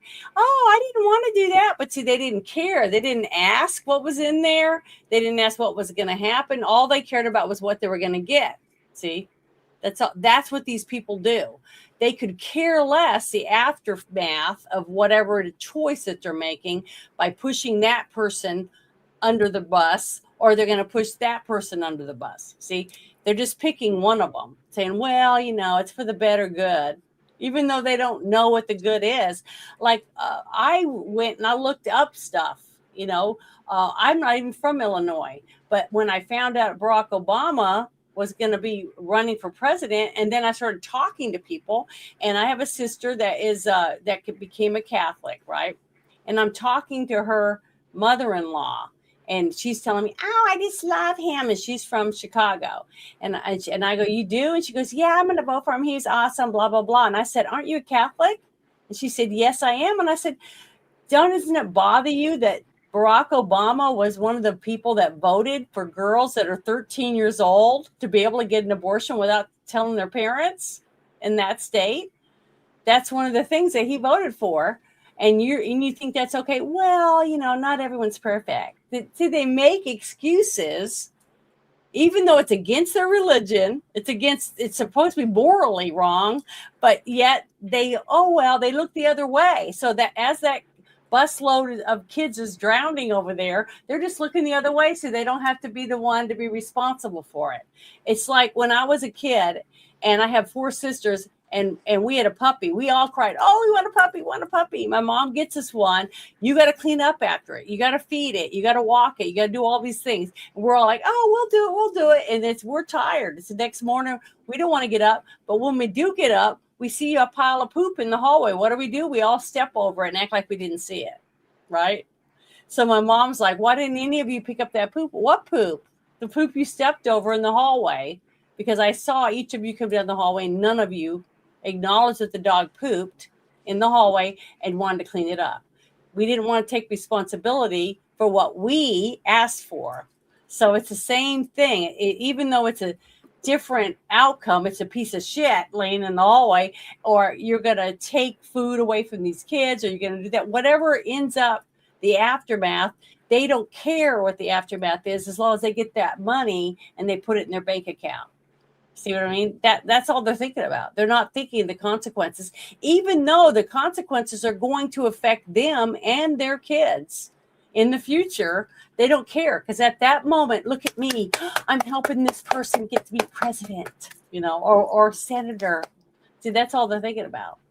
And that's pitiful that people are willing to sell their soul for a few dollars and to say, oh, look at me, I helped them, and they're going to remember me later. And then later on, a year later, you see them at this gala, whatever, and they're like, they just walk right by you because they don't even know who you are because you're nothing to them. And why would they trust you? You took money to lie and steal and cheat and do all this stuff. Why would they want to spend time with you? You're a criminal, But people don't look at themselves in the mirror that way. They don't look and say, well, I stole, I did this, I lied, I did all these things to get that person in office. Now I'm their best friend. And then when they don't even acknowledge that you exist, they're like, what happened? What happened? They didn't even invite me to their gala. They didn't, they're shocked by it when they're thrown under the bus. I'm like, why? You performed a criminal act for them to win. But you think they're going to be friends with you? They can't trust you. You're a criminal. You steal, you lie, you cheat. I mean, I don't know. I just don't understand it. To me, it's as plain as day. But other people just seem to. It doesn't bother them. They don't have a conscience or something. I don't understand. I'll tell you the one that really, really got me was when Ashley Biden wrote her book, and she described in that book how Joe Biden would get in the shower with her after she developed breasts and pubic hair and all of that kind of stuff. And everybody said that was normal. I mean, I'm sorry. I'm sorry. I don't know what he was doing in there with her. Okay, I don't have any idea what he was doing in there with her. But when you look at the entire Jeffrey Epstein situation, right? And you mentioned were people being bribed or forced into doing things. Okay, when Trump in his first administration during the shutdown was all over China and said, we are buying TikTok or you're not going to work in the United States. And he finally won out because everything that was on there had to be approved by someone who I know came to me when I was living in Tennessee, and they said, man, have you seen this shit going on TikTok? I was like, what? Now, this idiot was literally explaining to me how he thought he was going to take advantage of this because he had a very well, good paying job. Now he's getting $1,500 a month in the money that they set, the $2 trillion they set aside so people wouldn't starve during the shutdown. And he said, I really need $10,000. Well, he was married to another woman who had a son and he had a daughter, and the Chinese operatives were offering $10,000 for people to have their minor children have live sex on TikTok. And once that was done, then the Chinese operatives would say, well, this is going to become public and this is the way we want you to vote. And if you look back at that period, some of the ways that congressmen were voting and the comments they were making, it's like somebody has got this guy by the gonads, because no sane human being in their life who's an elected official in America would say the things that these people are saying. It just wouldn't happen. And I know Trump found out about that. I absolutely know. I don't, I'm not going to get into that, but I know Trump found out about it, right?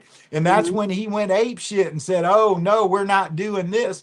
But that was the time when, okay, the COVID mandates are out. They're stripping our constitutional rights away from us.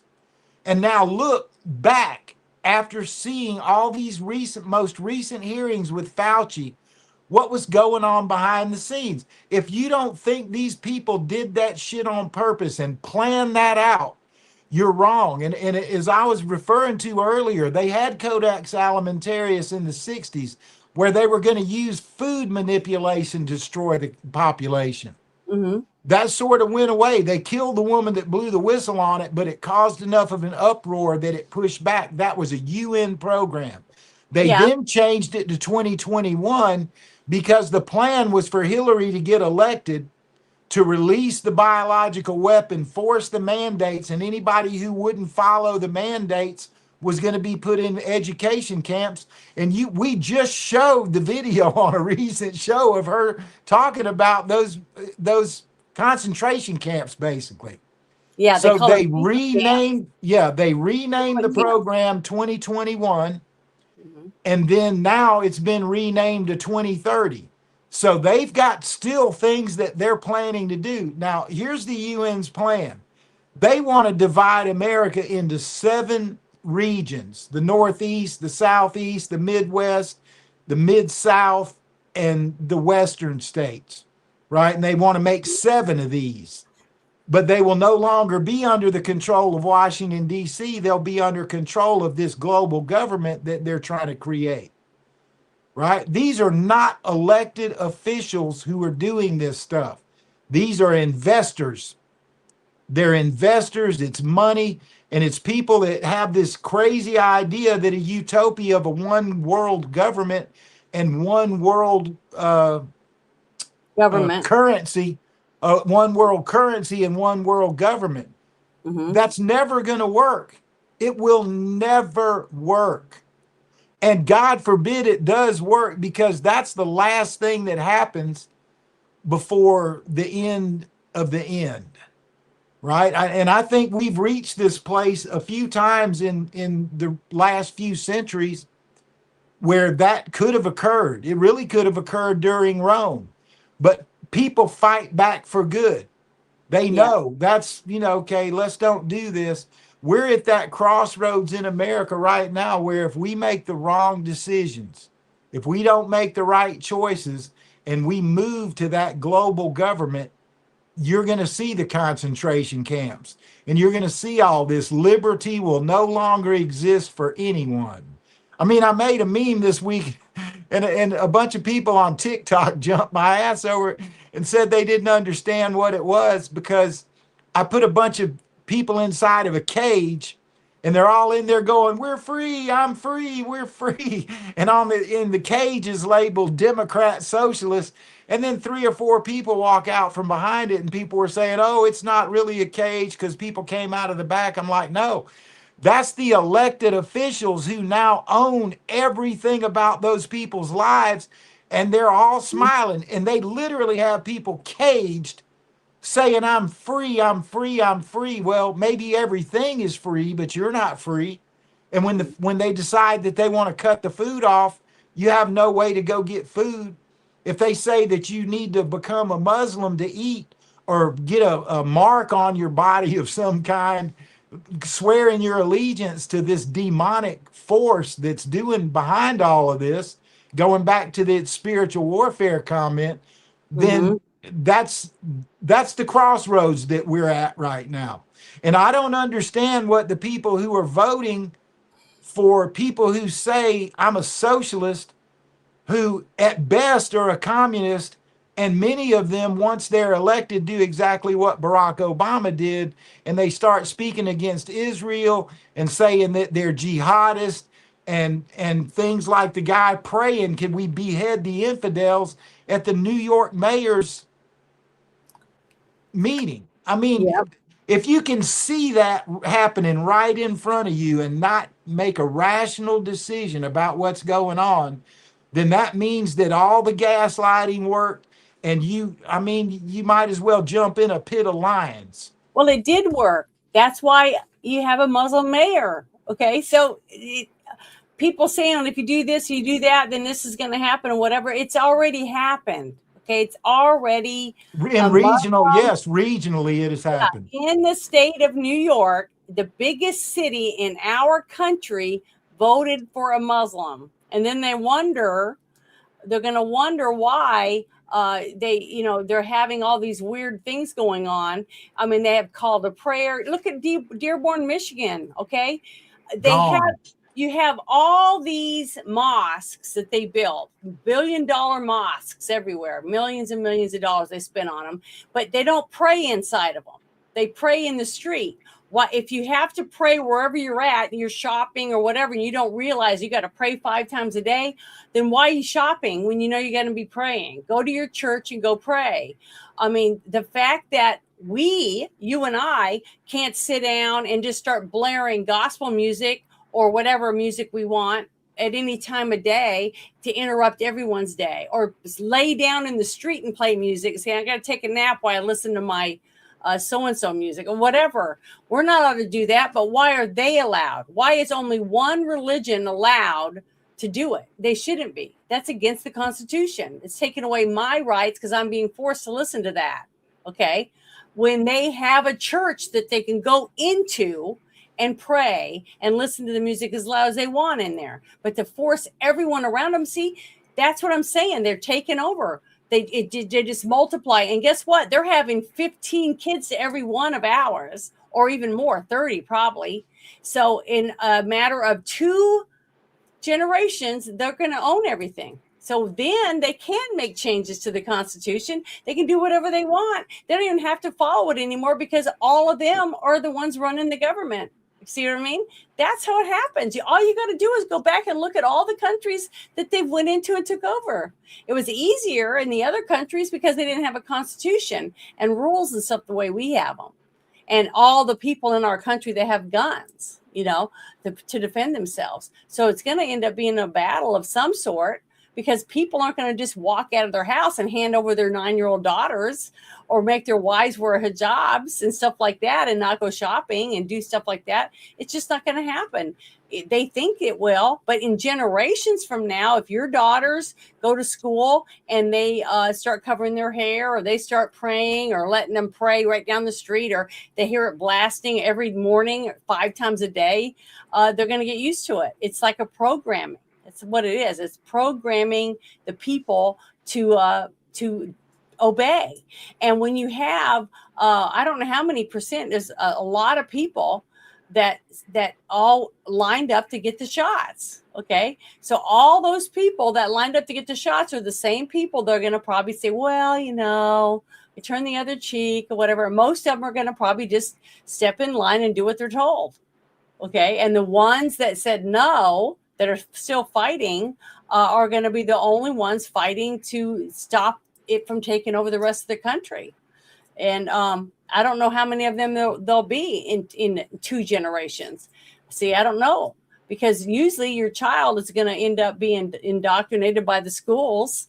By the time they graduate, they hate their parents. Your parents are all their problems, even though their parents are the ones that bought your car. They're the ones that bought your phone. They're the ones paying all your bills for you to go to college to learn how to have lesbian basket weaving or whatever it is that you decide to take that's never going to make money.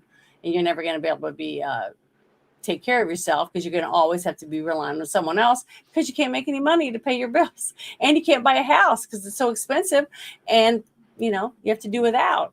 But they'll blame their parents. Well, if my mom and dad had done more for other people, we wouldn't be in this mess right now. See, that's they take everything, and nothing's enough because they've never had to earn anything for themselves. That type of thing.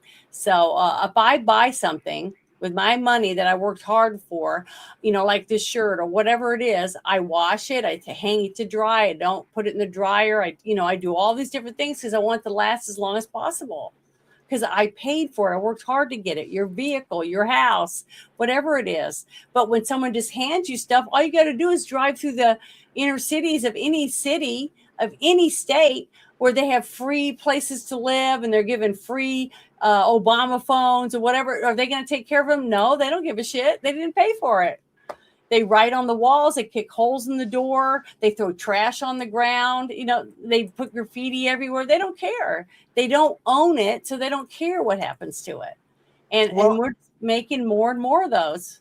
I had a really vivid memory hit me today, and I don't remember what triggered it, whether it was reading through the stuff that we were going to talk about tonight or something, but or Friday night. And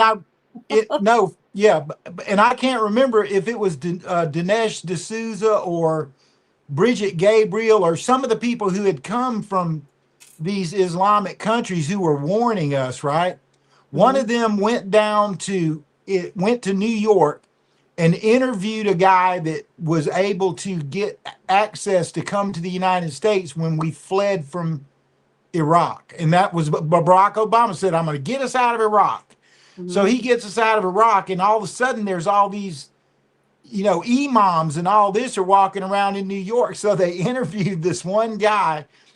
He had 5 wives and 15 children, and he was telling the interviewer that he was getting over $35,000 a month from Social Security through the children's support, the wives' support, his support, food stamps, and all the other benefits they were getting, and they weren't even citizens of the United States. Mm-hmm. Now, fast forward up into the Biden administration, that just became common. People just talked about it. Oh, yeah, no. I saw another one during the Biden administration where somebody walked up behind a woman at an ATM. She withdrew $800 out of there, and it was, it was in the middle of the shutdown. Something was going on. And the person said, oh, my God, man, I wish I could get money like that. And the woman turned around and held up the receipt from her ATM transaction, and it was an EBT card, the cards for welfare. And the cash balance on her card was $15,400 and something. Mm-hmm. Okay, there were actual reparations being paid, and those reparations were being paid out of something that was called the fiat money distribution server that Nancy Pelosi pretty much was the one who decided what went where. Okay, so what the fiat money is, well, we don't have enough money to pay the budget, so we're going to borrow $2 billion from China, and then we'll just pay China back. That's fiat money. That fiat money went into the fiat money redistribution program, and then it was given out to people. Banks were involved in it. I bought this little hot rod truck from a fireman in a certain area of Nashville. Because it wasn't their money. It was you and I paying. Yeah, it was our money. And they had it set aside to use whatever they wanted, just like we're finding the USAID,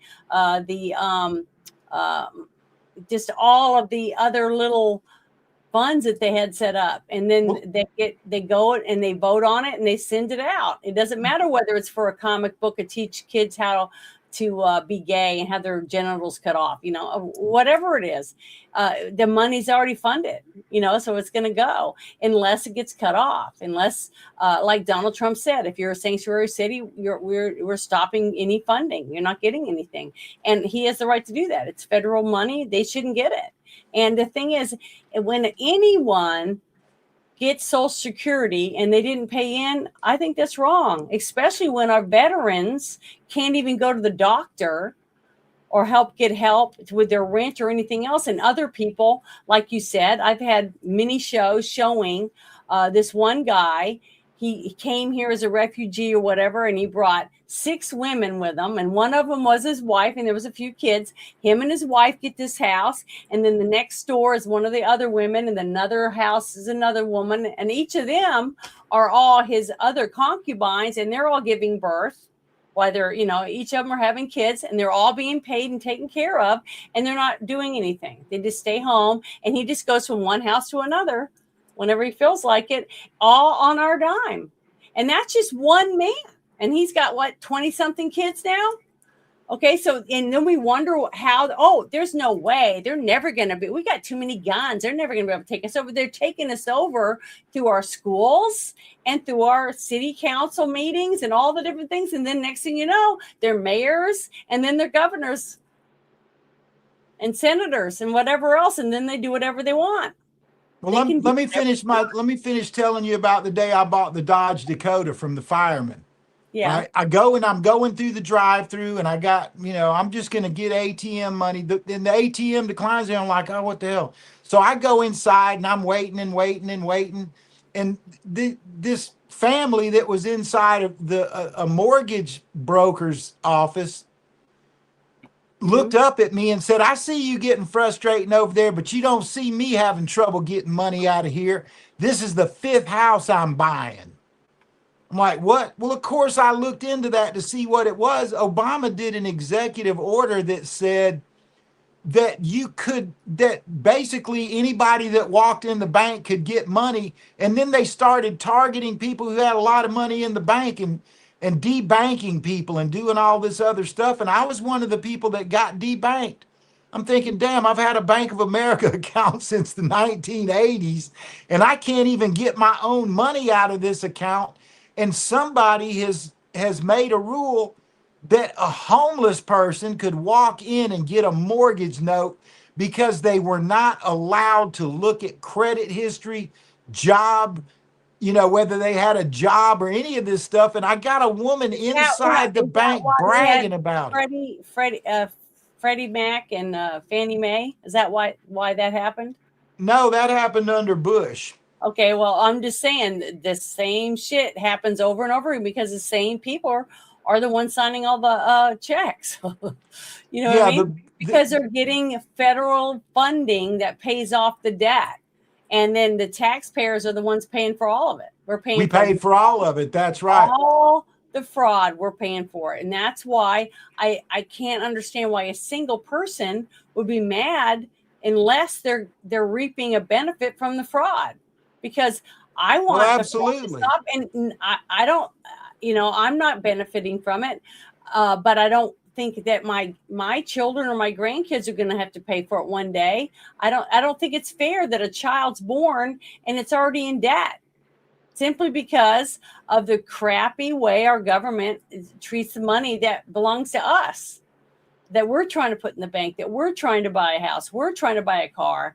We're trying to put money aside for our kids, that kind of stuff. And we're getting screwed by the government every day because of it. And I just think it's ridiculous. But I want to share this one video right here. It's another pretty interesting thing. It's declassified documents that were dropped by the White House Government Transparency Task Force. And I want to play it for you. Here we go. Let me open it up. Fox News alert. Everything Primetime has been saying about the FBI and the Biden family has just been confirmed. For years, we've told you the FBI knew everything the Bidens were up to. The cash, the Chinese diamonds, American policy for sale. Not only was Biden blackmailing other countries and other countries blackmailing him, but the FBI was blackmailing Biden. Senator Chuck Grassley just announced that the Federal Bureau of Investigation has had 40 informants inside the Biden family for the last 15 years. What does that mean? It's exactly what you think. 40 FBI informants, going back to the time Joe Biden was vice president, have been providing criminal information to FBI field offices throughout the country. 40 FBI informants have been feeding the Bureau. Hey, wait a second. When he said that, since he was vice president, he's had 40 FBI agents there. Now, why do you think that is? Because when Obama was president, what did he say in that one interview? I'd be president for as long as they'd let me. And I wouldn't.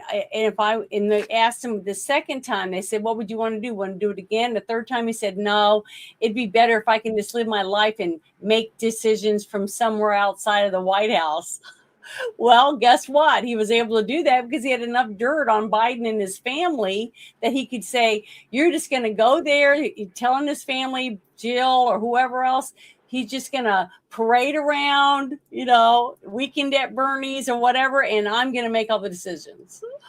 Let me tell you how bad. Okay, Obama put Biden over Ukraine, right? Biden goes over there and he sided with the wrong people in Ukraine. Obama sent him over there with instructions. And I don't know if he was all that, crazy, stupid, but he literally went over there and he sided with the wrong people. This Bosch, what Bosch just put up there, I wanted to refer back to this. Bush McFadden? Yeah. He just put some stuff up there about, okay, so here's the thing that when the Clintons got away with the Whitewater scandal, what that was based on was overvaluing property and allowing people to borrow money on overvalued property, and then they just walked away from it and went bankrupt. Well, it's a small world kind of thing. I met a guy in Nashville because I was friends with his sister and his sister's husband. And he wanted me to do some studio work for him. And I produced a song for him. It got on Boston 103 and they played it on the radio. And, we got to be pretty good friends. And he told me he was working for Capital One. And he wrote the very first subprime mortgage. And they wouldn't make the loan. So he went across the street to Barclays and presented it to Barclays, and Barclays did the subprime mortgage. And that's what blew up people borrowing money against their houses when their houses were overvalued. And that's what caused the crash of Fannie Mae, was the exact same thing that went on in Whitewater. So that was manipulated and done by, Fannie Mae was not a Republican-backed thing. It was part of Occupy Democrat and this whole movement that started that they were going to take the Democrat Party over, isolate Republicans so that the Republicans, and they were going to cheat elections and all this. There was never going to be another Republican president. And that was just Whitewater phase 2. And I know when all that occurred because I was watching it all. I was thinking, what the hell are they doing? Well, I ended up literally meeting the man that started the subprime mortgage loan game through him hiring me out of Nashville as a music producer to produce his music. He wasn't being able to find affordable people up in Boston to do the work, right? Well, yeah. I mean, that we're in the same situation again, right? The real estate market is in a huge mess right now. Jamie Dimon's talked about it. The National Association of Home Builders has talked about it. The mortgage companies are talking about it. And people can't, just like the car industry, people are literally taking cars back going, it's got 9,000 miles on it and the motor blew. And I'm not going to keep paying for it. So there's another little backdoor collapse going on. I was going to talk about this for today, that how much of what we're talking about is either things from the past that we all knew, but nobody would admit out loud. And then the whole narrative of media is about bullshit that doesn't do anything but hide what's really going on. Like the fact we're having real estate crash, like the fact that we're having auto crash. We have a president now that's looking at what happened in the past and is trying to figure out how to stop it from happening tomorrow. And the first thing you have to do, just like you said, is stop the money. If they don't have money, they can't do a lot of the things that they've been doing and been so used to getting away with because there's no money anymore. So it's a start. And then once the money dries up, of people, and then you start getting the underlings and bring them in and start threatening them. Hey, we're gonna take everything. You're gonna lose your house. Your family's gonna be out in the street. Blah blah blah. Give us up some information that's worth something, and maybe we'll be nicer to you or something like that. So they got to work their way through all the shit. Then you got thousands of people going through all of the paperwork and the checks and the stubs for checks and everything else, trying to find out where the money went, the money trails and all that different stuff. It's just so much paperwork and computer work and stuff like that. Just like they said, it's millions of documents just for the Epstein files. So it just takes a lot. It's a lot of work, but people don't want to wait. People just, and they don't want to sit and read either. They just expect somebody to go and have it all done for them, just like going through the drive-through. And if they tell you everything you're eating in that meal is all fake, it's not even real food, it's plastics and it's this and it's that and it's chemicals and in fake colors, fake meat, blah, blah, blah, they'll still eat it. They'll still buy it and still eat it. Those are the people that they don't care. They just want to live their life and they don't care. They just want to be able to go to work, buy food that tastes good. They don't care if it's healthy. They don't care about any of the stuff that's coming out. And they just want to be, they want to go back into the matrix. They're ready to just have people shut up and go back in the matrix and just live in la la land. And then there's real people that want out of the matrix, that want to have their own money and their own place to live and live their own life. So, and to me, there's more people that want to go back in the matrix than there are people that just want to live their lives. But let me finish this video real quick with this whole thing about the Biden family business. Exactly what Joe Biden, James Biden, and Hunter Biden have been doing all over the world. Primetime isn't sure the FBI had this many informants working on the Trump campaign. So, what does it mean that the FBI has had the Biden family wired? And what does it mean that the FBI hasn't done a thing? Well, it tells me that the FBI knows all of the president's dirty laundry and is blackmailing him. Because Senator Grassley also revealed that multiple FBI field offices tried to run this criminal information back to headquarters and were blocked at every corner. This criminal activity was shut down during the Trump impeachment, shut down before the last election, and it's still being shut down today.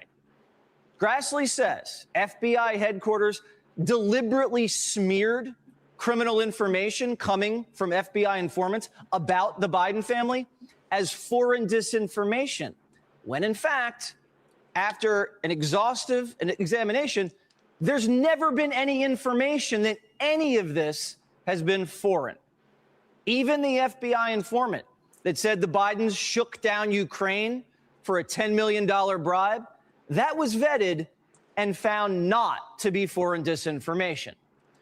But it gets worse. The FBI's attempt to follow up on the $10 million Ukrainian Biden bribe was shut down.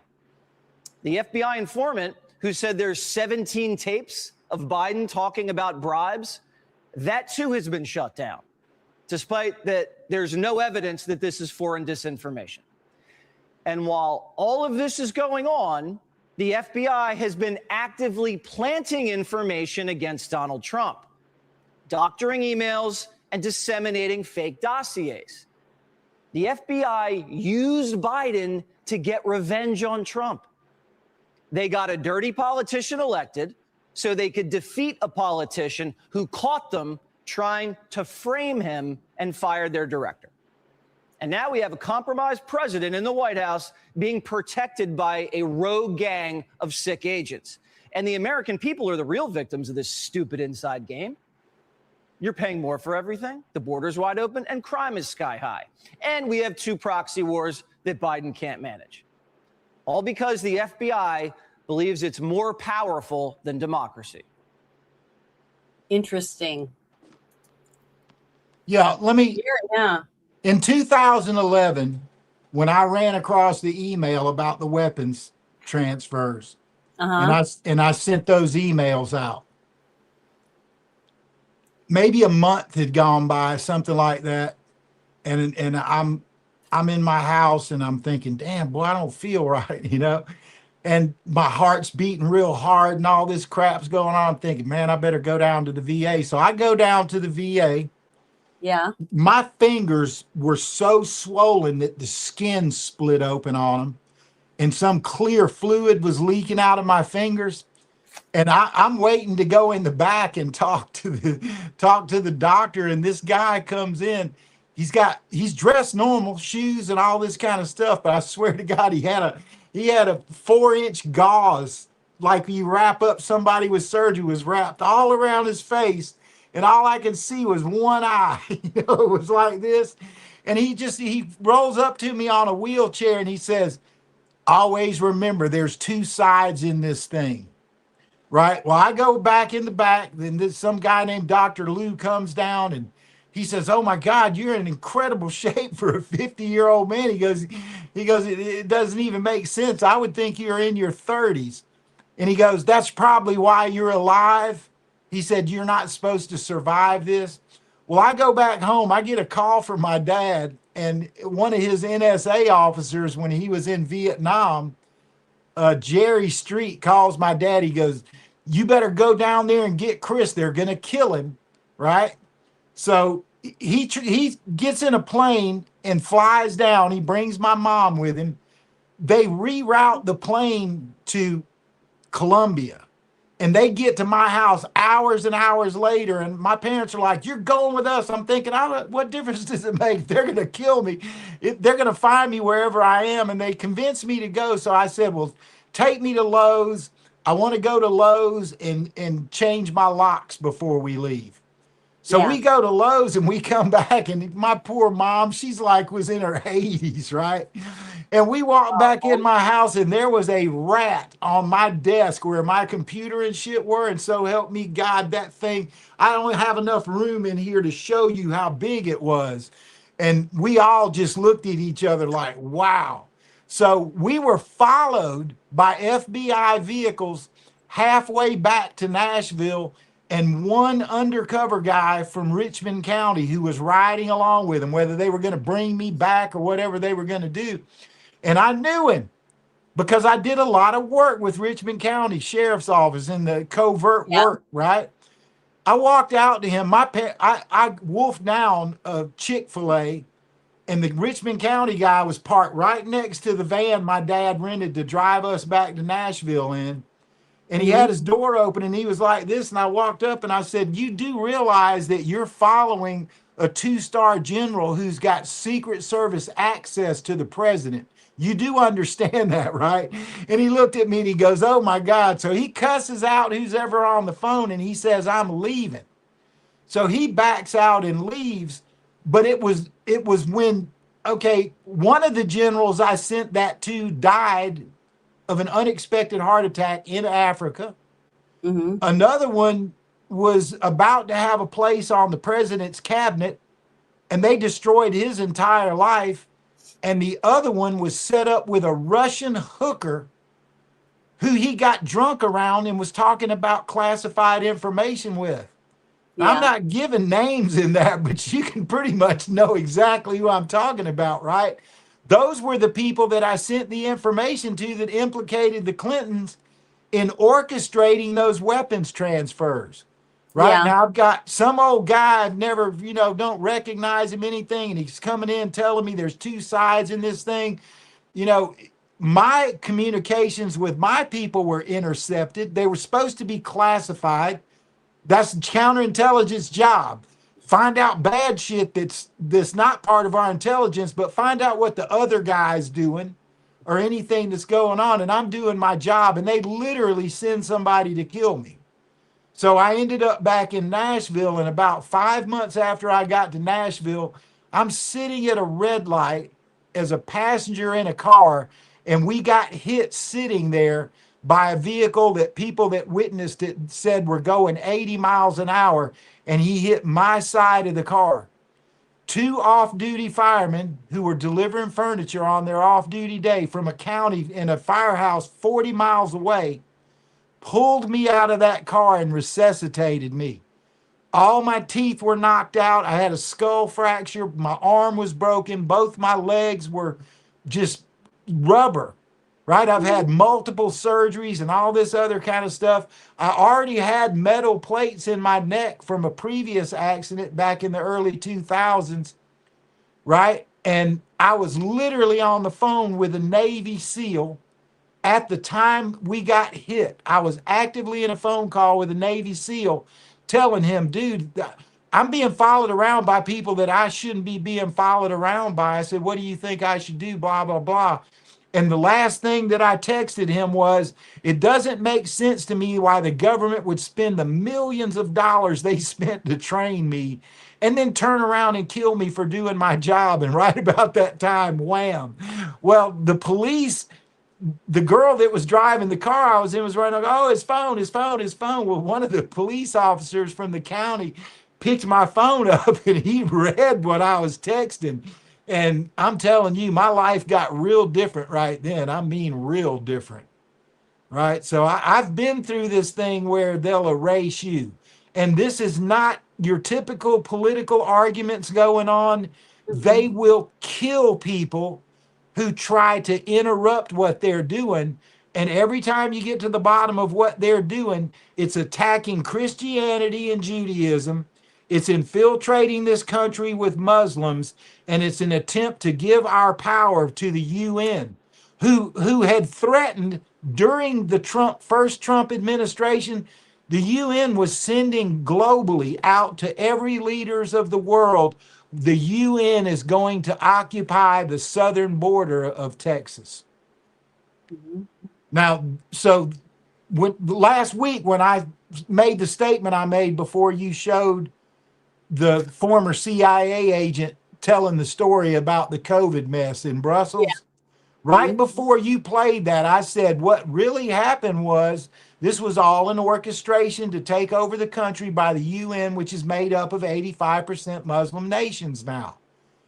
I took so much backlash from the people that I work for that I took a whole bunch of videos from 15 years ago, 18 years ago, and more, where they were literally telling us what they were going to do, and people just ignored it like, oh, that'll never happen.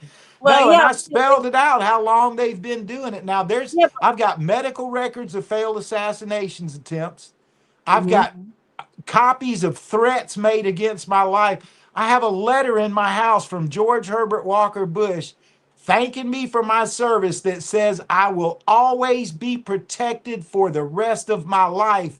And I had to take that, give it to my mother, who called Barbara Bush and said, you better not let a fucking thing happen to a hair on my son's head or we're going to come see you. And my mother was cold-blooded. You know, she was a cold-blooded bitch. If she threatened me, I took it serious. And it was after that that things kind of got quiet for me. Well, thank goodness for your mom. I can tell you that. Mom, well, no, that story isn't about me. I could have been any number of people that happened to. What's horrible is the actual actions being taken by our intelligence agencies, by elected officials in our government, by people selling weapons to our enemy. That's serious shit. It's been going on. I know it is, but the reason is because, just like I said, a person who has no allegiance to anyone but themselves are easily to control. That's right. They're easy to get them to do what you want. Just like I heard somebody say, they said, if you give someone enough money, you can get them to do anything for you. Man, I had somebody tell me one time something, and I was like, what? It was about, I think I was talking about my assassination attempts. And there's been multiple ones, right? And there's NSA files on it and everything. And I said, what are you talking about, dude? I said, people like me, you could catch us at a Senate meeting in a senator's office, but we're also the guys that walk down into crackhead neighborhoods and gang violence and go to the border and deal with gangs and all this shit. And we hear everything. And I affirm that person.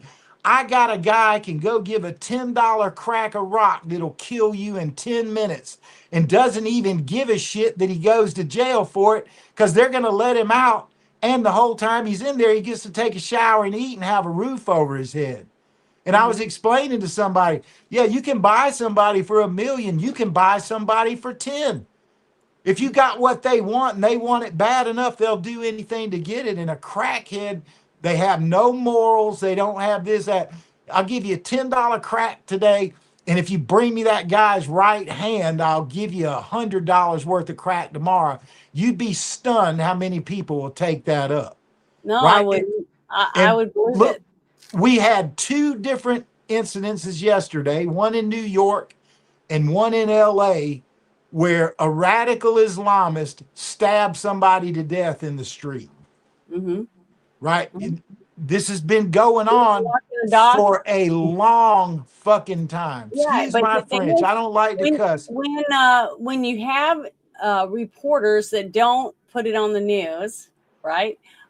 Less people know about it. So if nobody shares it, nobody talks about it, then no one knows. So that's why people think that in this day and age, everything would be on TV, everything this, everything that, only if people share it. So, that's where we are, is that if you don't want to share it, you're not going to, and you're probably never going to see it. But I want to play this. Hold on, let me get it started again. This was interesting. It says Mike Benz confirms with evidence that Democrats secretly planned and paid Black Lives Matter to overthrow the U.S. government if Trump had won the 2020 election. June 2020, the Transition Integrity Project conducted 4 tabletop exercises, including Game 1, ambiguous result, Game 2, clear Biden victory, Game 3, clear Trump win, and Game 4, narrow Biden win.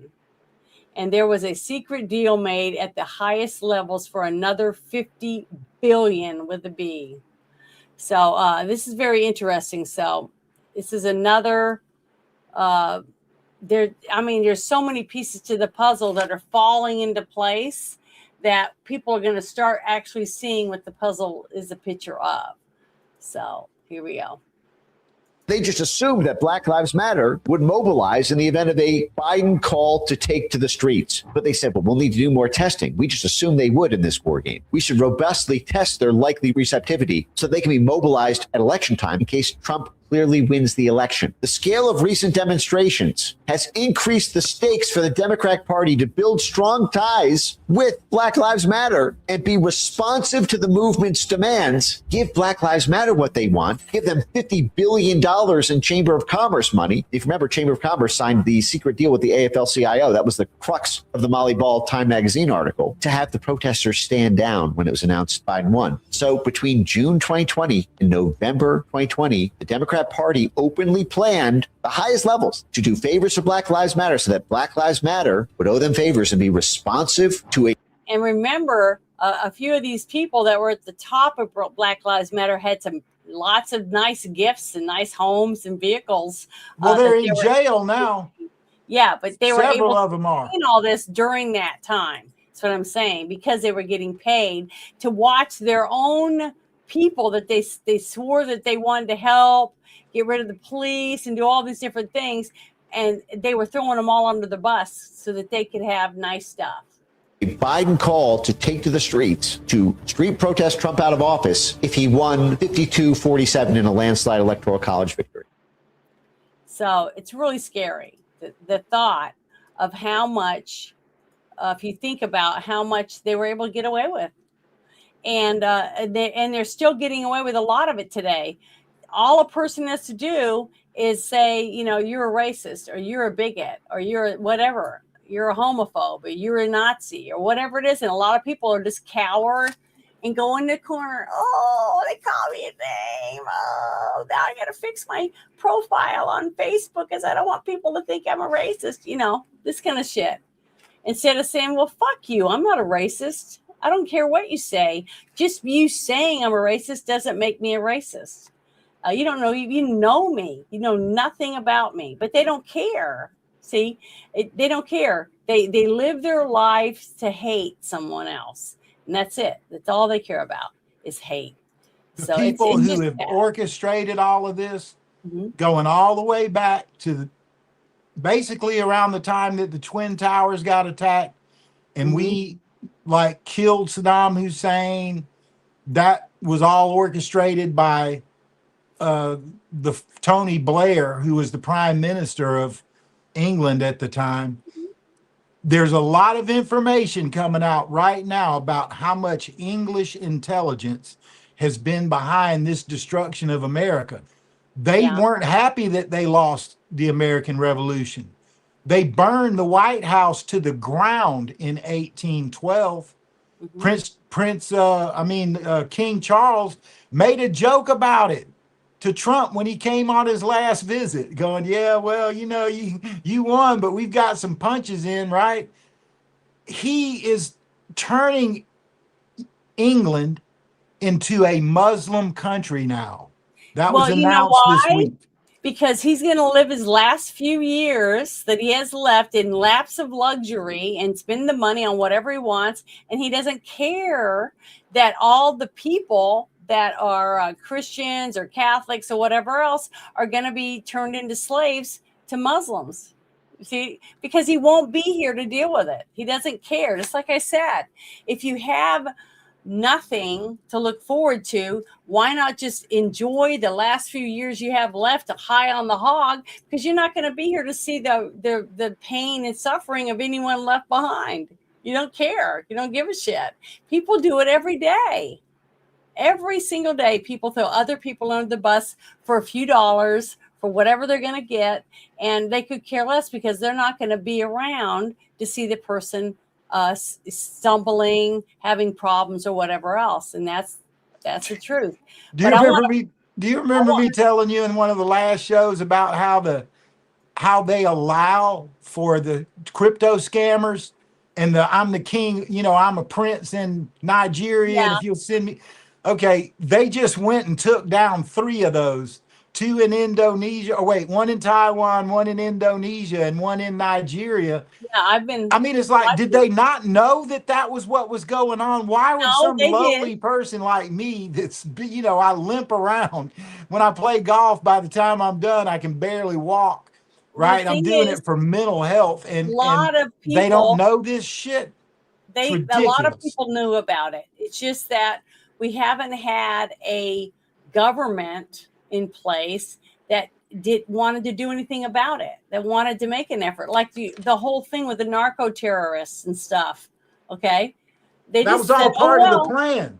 Yeah, that's what I'm saying. You keep people drugged up, people eating drive-thrus, people that living in government housing, people on EBT, people on all the different things that keeps them in office, because they have to have a lot of people that need them, so they keep voting for them over and over again.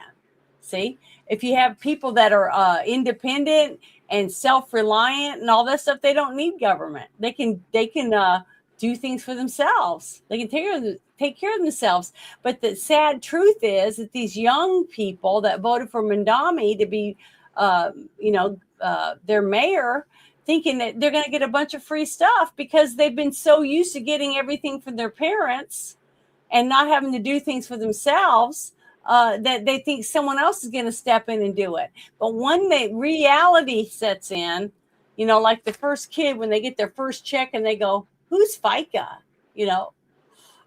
And then when they start realizing what taxes are and they have to do all that, everything changes, because now you're seeing things as an adult. You're no longer seeing it as a kid anymore that has to the crutch of their parents to fall back on, so they don't fall down. But I want to play this video, and this is about Biden also. Okay, this is Biden administration.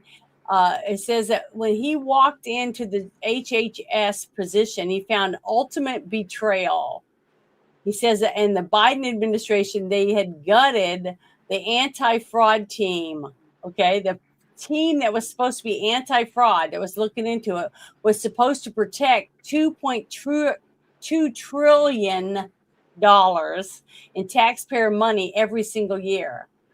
there were only 80 people watching over 50 states in 5 territories, and that they transferred 76 of them out. Only 6 people left to do that job for 4 million transactions in a day. It was open invitation for thieves. So I want to play this so you can hear it from Kennedy himself about the fraud under the Biden administration before he took the office he has. My predecessor, Xavier Becerra, he, when he came into my agency, there were only 80 people in program integrity, 80 people. This is for 50 states and 5 territories. These are the people who are monitoring $2.2 trillion in payments annually from my agency. We do 4 million transactions a day. There's only 80 people looking at those. Xavier Becerra came in and transferred 76 of them out. So that when I came in, there's only 6 people who are in charge of all program integrity for my department. And it was an invitation for the fraudsters to come in and steal everything. And that's why we have this hospice program. We've closed thousands of hospices here in Los Angeles because they didn't have patients. They were just billing us $6,000 a month for phony accounts. And the durable medical equipment fraud, tens of billions of dollars here in Los Angeles County. Autism services, tens of billions of dollars, all stolen because nobody was minding the store. Xavier Becerra came in and he instituted a program called Pay and Chase. What that means is when we get an invoice from a hospice that we know is fraudulent, we know that hospice is not treating patients. They've been busted before. We have algorithms that can identify that this is almost certainly a fraudulent case. His policy was you pay them and then you chase it. You go back and try to claw it back, which of course never happens. This was an insane policy. We shut that down. It's just ridiculous how stupid it was. But guess what? It paid a lot of people a lot of money. So it worked because they knew there wasn't anyone to stop them. It's just like if you got 5 kids and you have one mom and you have a cookie jar in the kitchen and mom's got to clean, but there's 3 different doors that go to the kitchen, right? So mom's in the living room dusting, vacuuming, cleaning it. So 2 of the kids go to the second door, sneak in and get a cookie and go out. And then you got another kid's trying to go in the other door. See, you can't watch all of them all at one time. And it's the same thing with this, with all of this stuff. When you only have 6 people watching 380 million people, it's impossible to not have fraud. And the fact that so many people want to say that there is no fraud, that this is ridiculous, this is just their way of dragging their feet because they don't want to take care of their problems, whatever it is. I don't know how they can be so gullible to just think that, oh, well, there's nothing you can do about it. But that's why I thought it was so great the way that Trump took people in that were independents, took people in that were Democrats. He took people in that weren't, anybody, just somebody nobody heard of, but brought them in because of their expertise in certain areas. Just like he ran his TV show. Remember, he'd have the people come in and they would have their ideas of what they wanted to do and how they wanted to do it. And he wanted this business up and running. And then they would come back and they'd tell him, this is what I did and how I did it and whatever. And he'd say, you're fired. He'd get rid of them because they sucked at whatever it was they were doing. And he's doing that now. I have not seen another president in my lifetime that has been this hands-on with everything, trying to be involved in all of it, tweeting out stuff, having executive orders signed at his desk and having the people that helped put the executive order together there to answer questions from the press. I mean, I've never seen such transparency. The sad truth is that we have like CNN and CBS that says, well, we're not going to air the president's speech because we don't know whether he's going to be lying about shit. I mean, it's like, you got to be kidding. He's the freaking president of the United States. I don't give a shit if you think he's lying or not. He should be on the air for the rest of the United States to watch. You know, their heads, just like I said, their heads are this big. They think that they know better than you do because you're too stupid. The people are too stupid to be able to listen to their president and make their own discernment. You know, it's just sickening to me. All of this is just, I'm just sick of it. It's terrible. And I cannot wait till they get rid of some of these people somehow and let us make up our own decisions, you know. But there's this one more thing that I want to play that I thought was so off the wall, but it's truthful. And I'm thank God that we have actual journalists that are willing to go and do whatever. I'm James O'Keefe, and this is vouching for. Oh, yeah. So this is them, and they are in Minnesota. Okay, but let me show you how crazy this is. And this is after all the years that you and I and everyone else has seen videos of fraud, cheating, stacks of ballots being written on. The reason we need the SAVE Act so that you have to prove that you're an American citizen to vote, you know, all these things, right? All of it is common sense. But what you're going to watch here in a second is total non-common sense. These people are just idiots. I don't even know how they even got the right to sit there and pass out ballots or anything. So I can't wait for you to watch. This is pathetic. 7 other Muslims at a Minneapolis polling booth. We're going in to this location, and I'm going to say that I'm vouching for them. The name is William Lawrence. The question about the vouching program, vouching. I can vouch for them, but they are not registered. That's okay. That's fine. Can I bring 5 more from up to 8 people? Okay, that's a good thing. We go back and we get Krishna and Ernesto and Mohammed. In Minnesota, you can show up on election day and vouch for up to 8 unregistered voters. Members of the Justice League dress up in traditional Muslim attire, including a transgender wearing a burqa, and put this vouching law to an extreme test on primary day, August 11th. Gonna be a baller, shot caller, 20-inch blades on the Impala. The vouching, You're vouching for. I vouch for them. Oh, great. Is that okay? Yes. How does that work? Well, if you're all in the same precinct, Yes. and you are already registered, which it looks like you are, then you can vouch for them as ID for them. Oh, good. She says to me, I say they do not need ID. She says, you are the ID. He is the ID. I am the ID. And no ID needed. I just vouch for them. Well, It's you're good. the ID. I am the ID. It's good. How many people may I vouch for? What is it? 8? I thought it was 6. I can vouch for 8 people. 8 people, no ID. We come right back. Thank you. Most poll workers we visited were willing to let us vouch with no questions asked, even when presented with the most absurd situation imaginable. While other poll workers did take issue with our investigation, revealing their awareness that something about this vouching system is deeply flawed or wrong. Yet for some reason, they don't want us to expose it. Get down. Roller, I'm a 20-inch crawler, blades on Impala, diamond. This is ridiculous. Can you believe that? This is real? I saw video of Ilhan Omar herself driving around with a trunk full of voting ballots in Minnesota and making fake, just sign here. She was paying them, right? Not a citizen, not anything. I think that in the interview, she said she got 200 to 500 a day.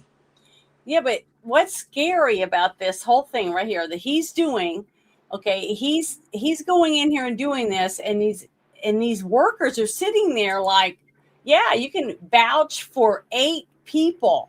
Vouch. That means I could go, and now if I went in just wearing a regular outfit and I come in and I bring in just a handful of people. And I say, well, I'm told I can vouch for these people. They don't have ID or anything, but I know them. So I'm going to vouch for them. How ridiculous is that? I could be a child molester or a serial killer. I could be a serial abuser, and I've abused all these people, and I've got them drugged up, and I just bring them in and just say, sign the paper, and do whatever the hell I want. Then I'd leave and go get 8 more people and come back and you know, it's the stupidest thing I've ever seen. I cannot believe today that was for this, getting ready for this election in November. These are for whatever the, you know, what I can't remember what it's called right this second, where they're getting certain people to be able to run against a person for the next election in November, the runoffs or whatever it is, you know, whatever. I can't remember all the names of it, but I got to finish playing it so you can listen to the rest of it. Here we go. In Minnesota, voters can vouch for up to 8 of their unregistered friends. At the polling place, a registered voter from the same precinct signs an oath confirming that they personally know the voter lives there. This allows someone without ID to register and vote. And employees of residential facilities may vouch for an unlimited number of facility residents to vote at the facility's address. That's right, an unlimited number. While proponents emphasize that the policy expands ballot access for recent movers and senior citizens, critics view it as a potential for fraud. For example, if a voucher were to lie on this contract and allow 8 of his ineligible friends to vote, and the results of that election are announced on the same day, what happens when the oath is further investigated and it is discovered that those vouched for votes shouldn't have been counted? The results of the election will have already been announced and enacted by that point. This document shows that the election workers simply circle a number of the vouchees. There's no other identifying information. And Scott Pressler from the organization Early Vote Action says there is no list of these vouchee voters anywhere. When he requested them from areas like Duluth, St. Paul, Minneapolis, and St. Cloud, Minnesota, Pressler says they are nameless, faceless, and recordless. So he dressed in full traditional Muslim attire, went in to ask if we can vouch for 8 of our unregistered friends, just to test the limits of this law and the willingness of election judges to go along with it. Only Muslim women traditionally wear the full face covering. So Cam Higbee was in disguise as my transgender Muslim wife. So he's wearing the top, so basically he's not supposed to shake hands with a man. So what he does is once a man tries to shake hands, he has to do it. Yeah, you stick it in, but with like say these are ribs right here. Oh no, I don't shake hands You're going to be the female, or are we? Am I the voucher? You're the voucher. We're the So vouchees. I'm William Pomerantz. I am William Pomerantz. This is my. That's great. I vouch for people. Yes, great. I vouch for people. For the vouching system. I have 8 people come from my apartment. This is going to be ridiculous. It's going to be great. We're going in to this location, and I'm going to say that I'm vouching for them. The name is William Pomerantz. Okay, we've already watched it, but it's just so ridiculous. I just cannot believe it seems like it's like the show Jackass or something. It's not reality, you know what I mean? But it is real. When I came back I was working in Houston.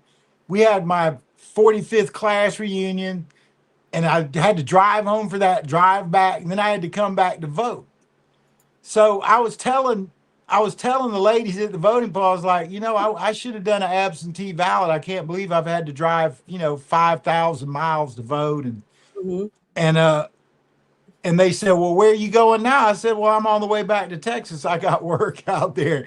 And she goes, oh, so you going to vote in Texas too? And she had the biggest smile on her face. And I said, what the hell are you talking about? That's illegal. And she goes, no, I don't think it is. This is the lady who's doing the exit poll at precinct 22 here in Augusta, Georgia, trying to convince me to go vote in Texas for the president. Listen, the corruption, there's 2 enemies in this thing. Let me translate that. There's 2 enemies in this war. Yeah, we are in a war to save this republic. And until people really get it through their head how bad it is. We don't have to raise up arms against these people. I We know, just but have to ignore them. It's a small number of people. One of the Alinsky method rules is it's not what you have, it's what they think you have. So the way that all these other mainstream media sources tell you all this crazy shit's going on and oh, it's this. And then whenever you see a film of a riot, it's a bunch of people who came on Greyhound buses from all over the country getting paid by George Soros and all of his minions and that woman who lives in China with her husband and is paying for all of these riots and all this shit. They know who these people are. Okay, they're paid rioters. It's not what you have, it's what you think, what they think you have. And they use that against the people, and they're using media to do it. They don't have shit. We don't have to fight anybody. 80% of Americans want the SAVE Act. We're not going to fight each other. Those poor 20% of idiots who argue about a bunch of propaganda and trash. And what really gets me is when someone on the right continues to push the narrative that's a lie. It's like they can put some crazy shit up. The next thing you know, half of the main social media news people will be talking about it instead of just scratching their head going, God, look what they did now, and laughing. Because there's just not that much of it, and there's not that many of them. It's the money behind the globalization, the neocon globalists. I have these conversations with men all over the country all the time, and we all know exactly what it is. But yet they still will continue to feed the right side narrative of all this trash, causing fear and doing all this other stuff. I'm not for globalization. I like my liberty. I am a descendant of people who didn't even have a government, right? They lived on the land we're on now. They didn't have governments. Everything was done by clans and families. And, you know, you married in your own clan. You didn't marry in that clan. The white man comes. They're like, yeah, you know, well, you could come in, and they marry in and all that. And that's how white people like us came from that, right? And then you got, right, Georgia, when James Oglethorpe came to Georgia, he made a deal with the King of England. He said, look, all these indentured servants and all these poor people, and they're dragging the country down. So let me go establish a colony in Georgia. So he comes down to Savannah, Georgia. They built one great big barn building, and all of the people lived in it. Then they cut streets perfectly square, measured, you know, done with transits and all this, and they make these streets. And then everyone helps everyone else build their house. This is what's going on when my family marries in. My native ancestors married in with these British people, right? Mm-hmm. So there was no black slaves. There was just slaves. Everybody was a slave. But what did they do? James Oglethorpe came in with this idea of utopia that he wanted to create a socialist environment, right? Queen Charlotte outlawed slavery, right? This was just a total, no one lived here. The Spanish never came here. This was, you know, Georgia was thick woods with a lot of dangerous animals in it and undergrowth you could not get through. And it took a really hard, and they refer to Georgia at its founding as a penal colony. They took prisoners out of debtor prisons, slaves they wanted to get rid of, and all of that, and they sent them to Georgia. And James Oglethorpe established literally a socialist society, right? Well, the Indians bought in, they get moved out. Then in 1805, they marched the old Creek Road, and now our nation tribe is located in southern Alabama near Mobile, and we've got, you know, casinos and all that kind of stuff. I could go over there and register and get like thousands of dollars every month just because I could trace my lineage, right? Yeah.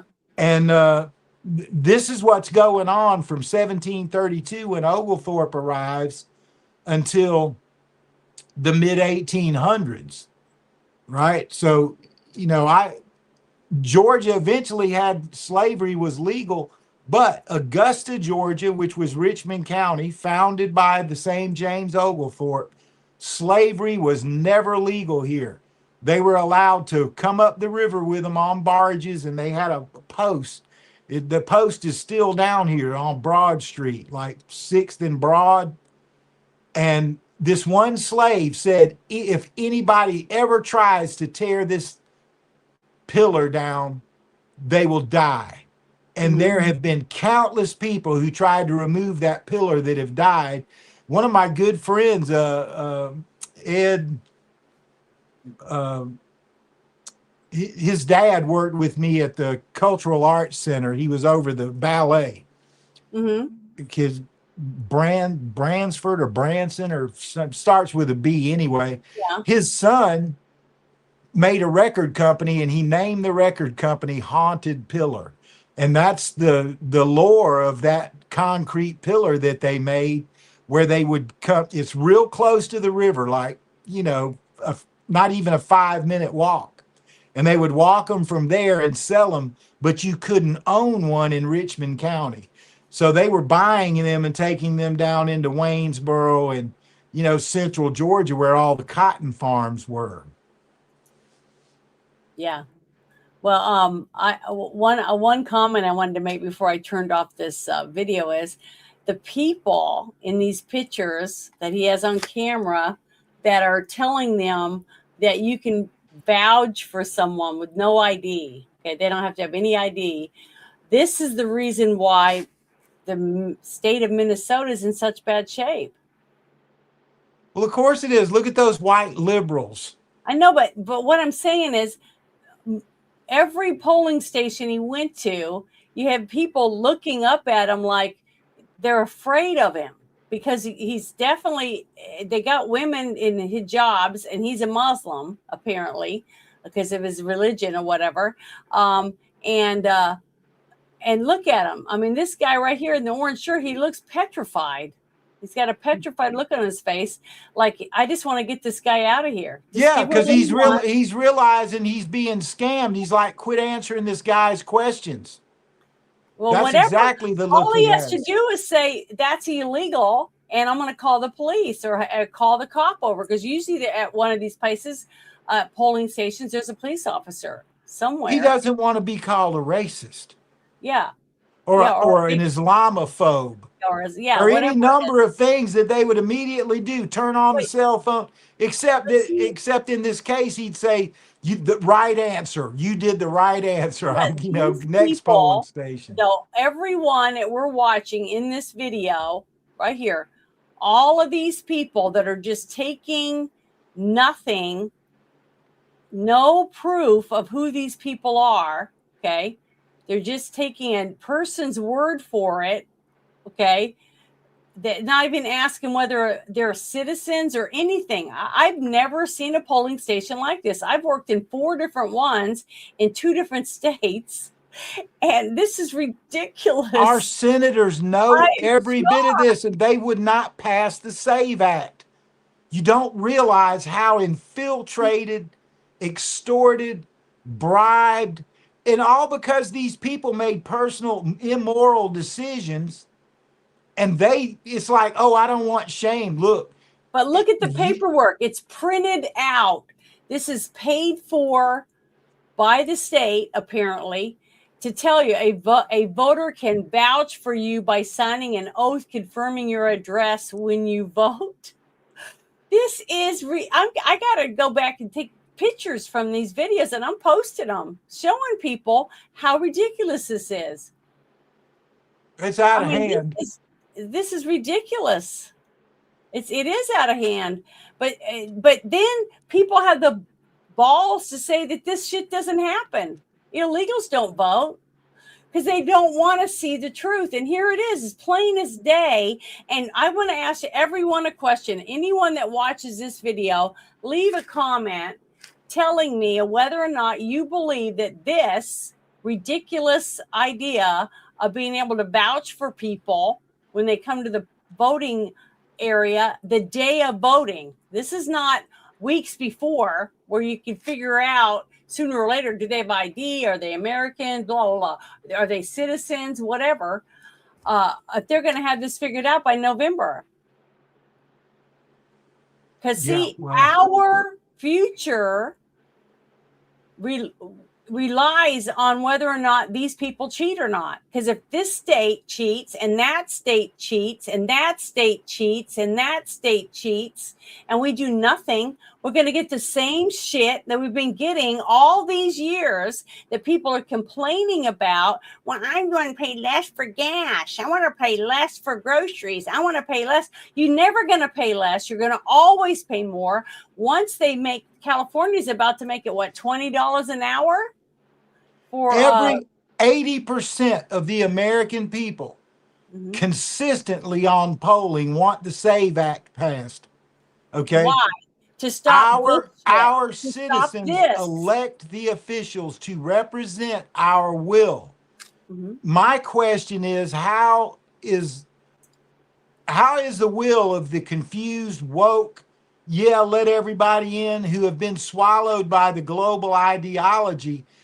Why is their opinion preventing our government from putting reasonable voting laws into effect? It is our Senate turned their back on the American flag, the American Constitution, and worst of all, the American people. And how in the world, if they do come in at the very end and say, okay, we can do it, how are they going to do it 2 weeks before the election? It's not going to happen. They postponed it because they knew they couldn't make it happen. The thing is that those people are our enemy, okay? Look at these people. They're our enemy. Sitting at this table are now on national TV or national around the world on the internet. Once you're on the internet, you're always on the internet, period. But they're on the internet, and I want to see if these same people, if somebody from this state will go and say these same people are still working the polls and accepting anybody and their brother. So you can go get a whole busload of people and give each one of them 8 people to walk in and say, I vouch for them, and take them out of the prison, take them out of anywhere. You missed what he said at the beginning of the video. He said this is August 11th, 2026. Yeah. It was 2 days ago. Are they still there? I believe, I think they're still there. In November, what I mean is in November, when we have to vote again for midterm elections, are these people that we see letting anybody and their brother come in and vouch for somebody that has no proof of ID, proof that they're American citizens, are they going to be still working these polls? Are they the ones that are still working? Let me tell you what matters in this. The first Civil War was over states' rights. Trump wants to federalize elections. Per Constitution, each state is responsible for their own votes. All right. Now, we really, if states want to be corrupt, there's really nothing other than the people of the state to fight back. That's what I'm trying to say. The state of Minnesota, if normal everyday people that say they want their kids to be able to buy a home someday, to one day be able to go to college and get a degree to be whatever it is, a doctor, a lawyer, a veterinarian, a seamstress, whatever the hell it is they want.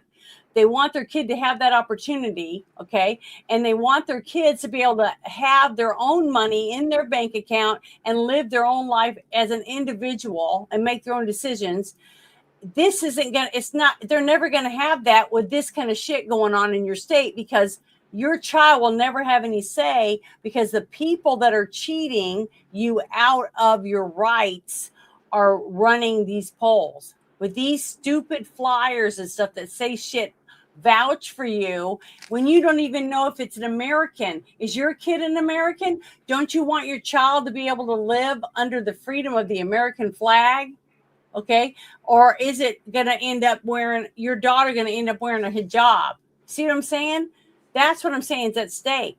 And if this doesn't get fixed from this day that you're seeing this video, by November, to where that is not allowed in your state, I'm talking about the people of this state to take back their state from these corrupt people that are letting anybody, because they don't even have to be from your state. These people can go over the border into Canada or anywhere else and bring in 8 people. It doesn't matter who they are, from a prison, from anywhere, and bring them in and tell them you're going to vote for this guy or this girl, and I'm going to vouch for you. And they just go in, and he's paying all of them or whatever, and he vouches, and they get a vote, and they leave. And then those same 8 get another person and go with another guy to a different polling station and vote for the same person again. So is that what you want? Because it's totally easy to do with no way of you knowing who in the hell they are. When I was in Sterling Ridge, which is a suburb of Detroit, a couple of years ago, I went into a Publix, and I walked all over that entire Publix and never saw someone who wasn't wearing Middle Eastern clothes like what they have on until I got to the register. And it was a clean, well-dressed white guy, maybe 10 years older than me, probably young 70s at the time. And I'm looking, I looked at him, and I'm looking around, and I said, damn, I feel like I'm back in Pakistan. Okay, now this is Detroit, Michigan.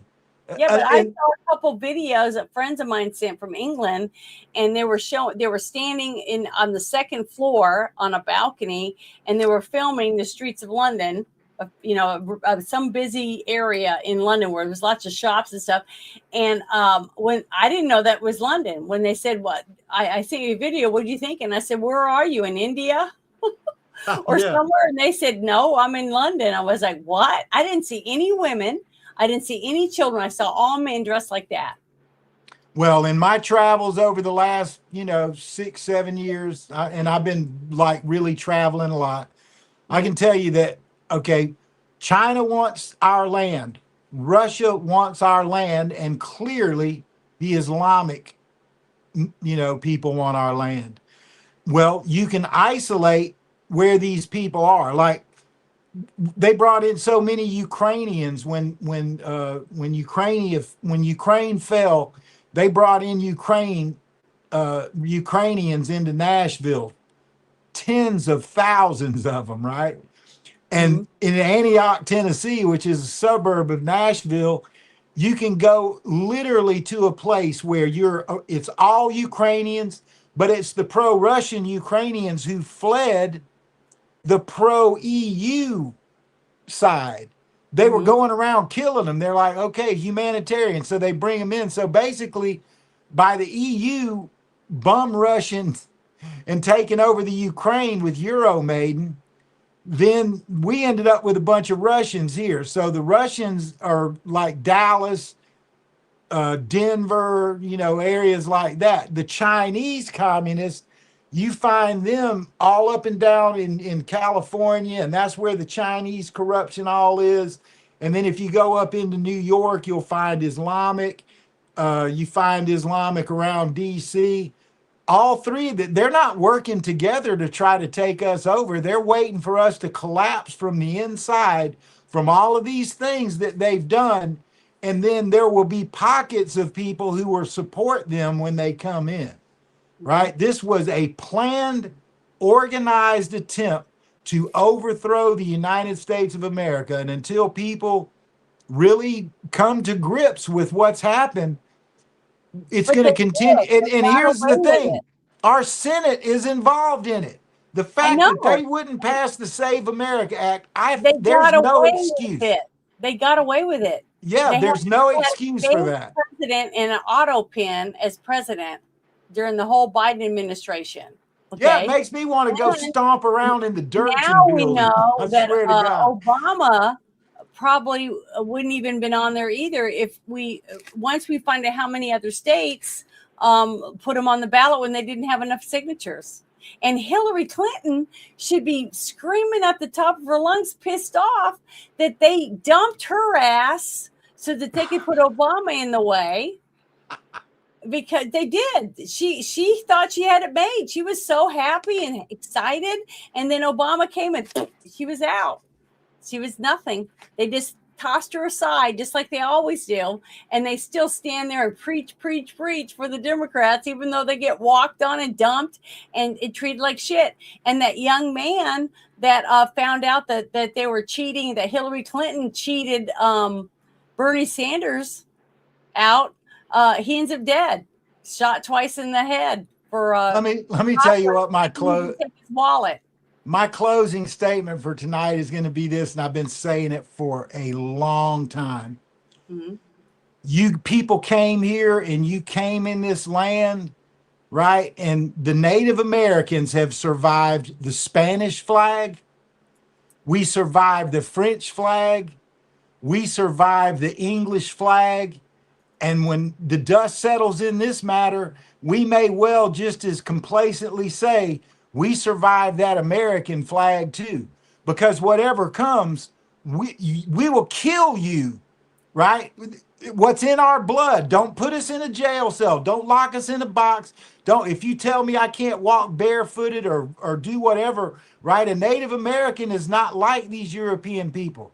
It's like, okay, well, either you're going to be dead or I'm going to be dead when this conversation is over, because you're not taking my liberty away from me.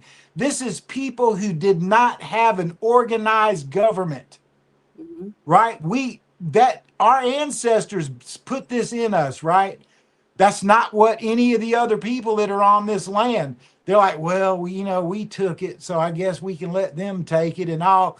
And the Native American still thrives. Why? Because we were able to get along with the Spanish. We were able to get along with the French. We were able to get along with the English.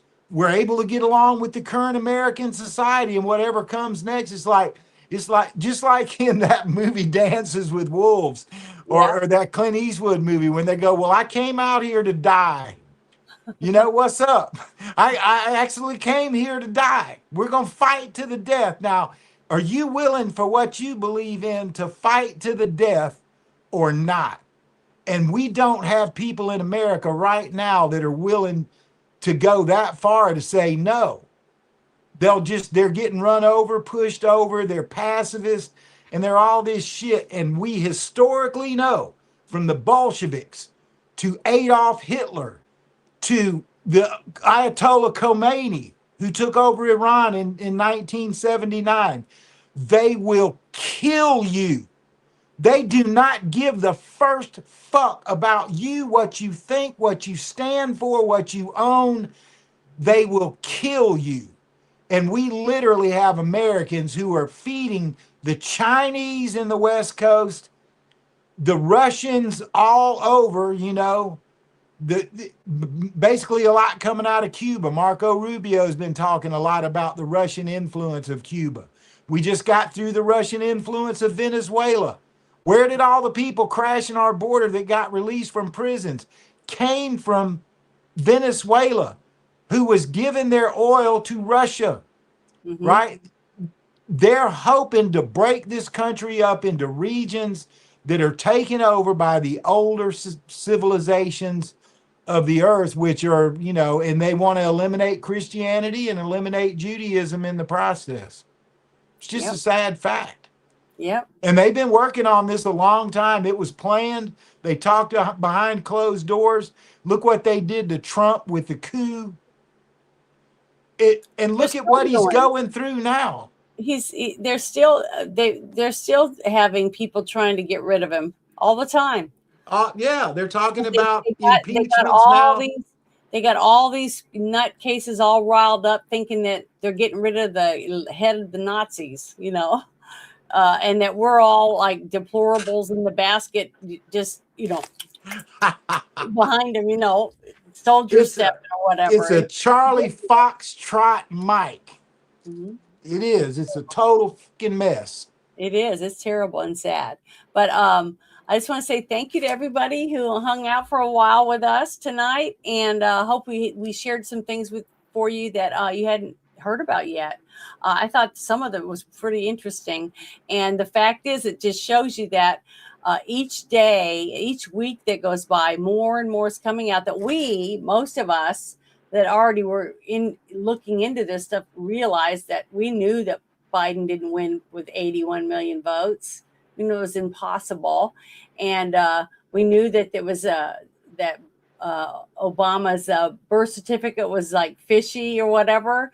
And we're learning more and more each day because we have an administration that's in there right now that's digging and digging and digging and digging and looking to find the truth about all the shit. Look at all the fraud that we found. Everything that they found is showing me that they care about trying to fix our country and put us back on track.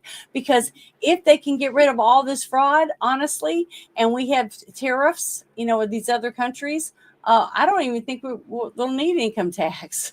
None of this could have happened without tremendous support from inside our elected offices in Washington, D.C. Could not have happened without the help of Americans. That's the saddest part of all.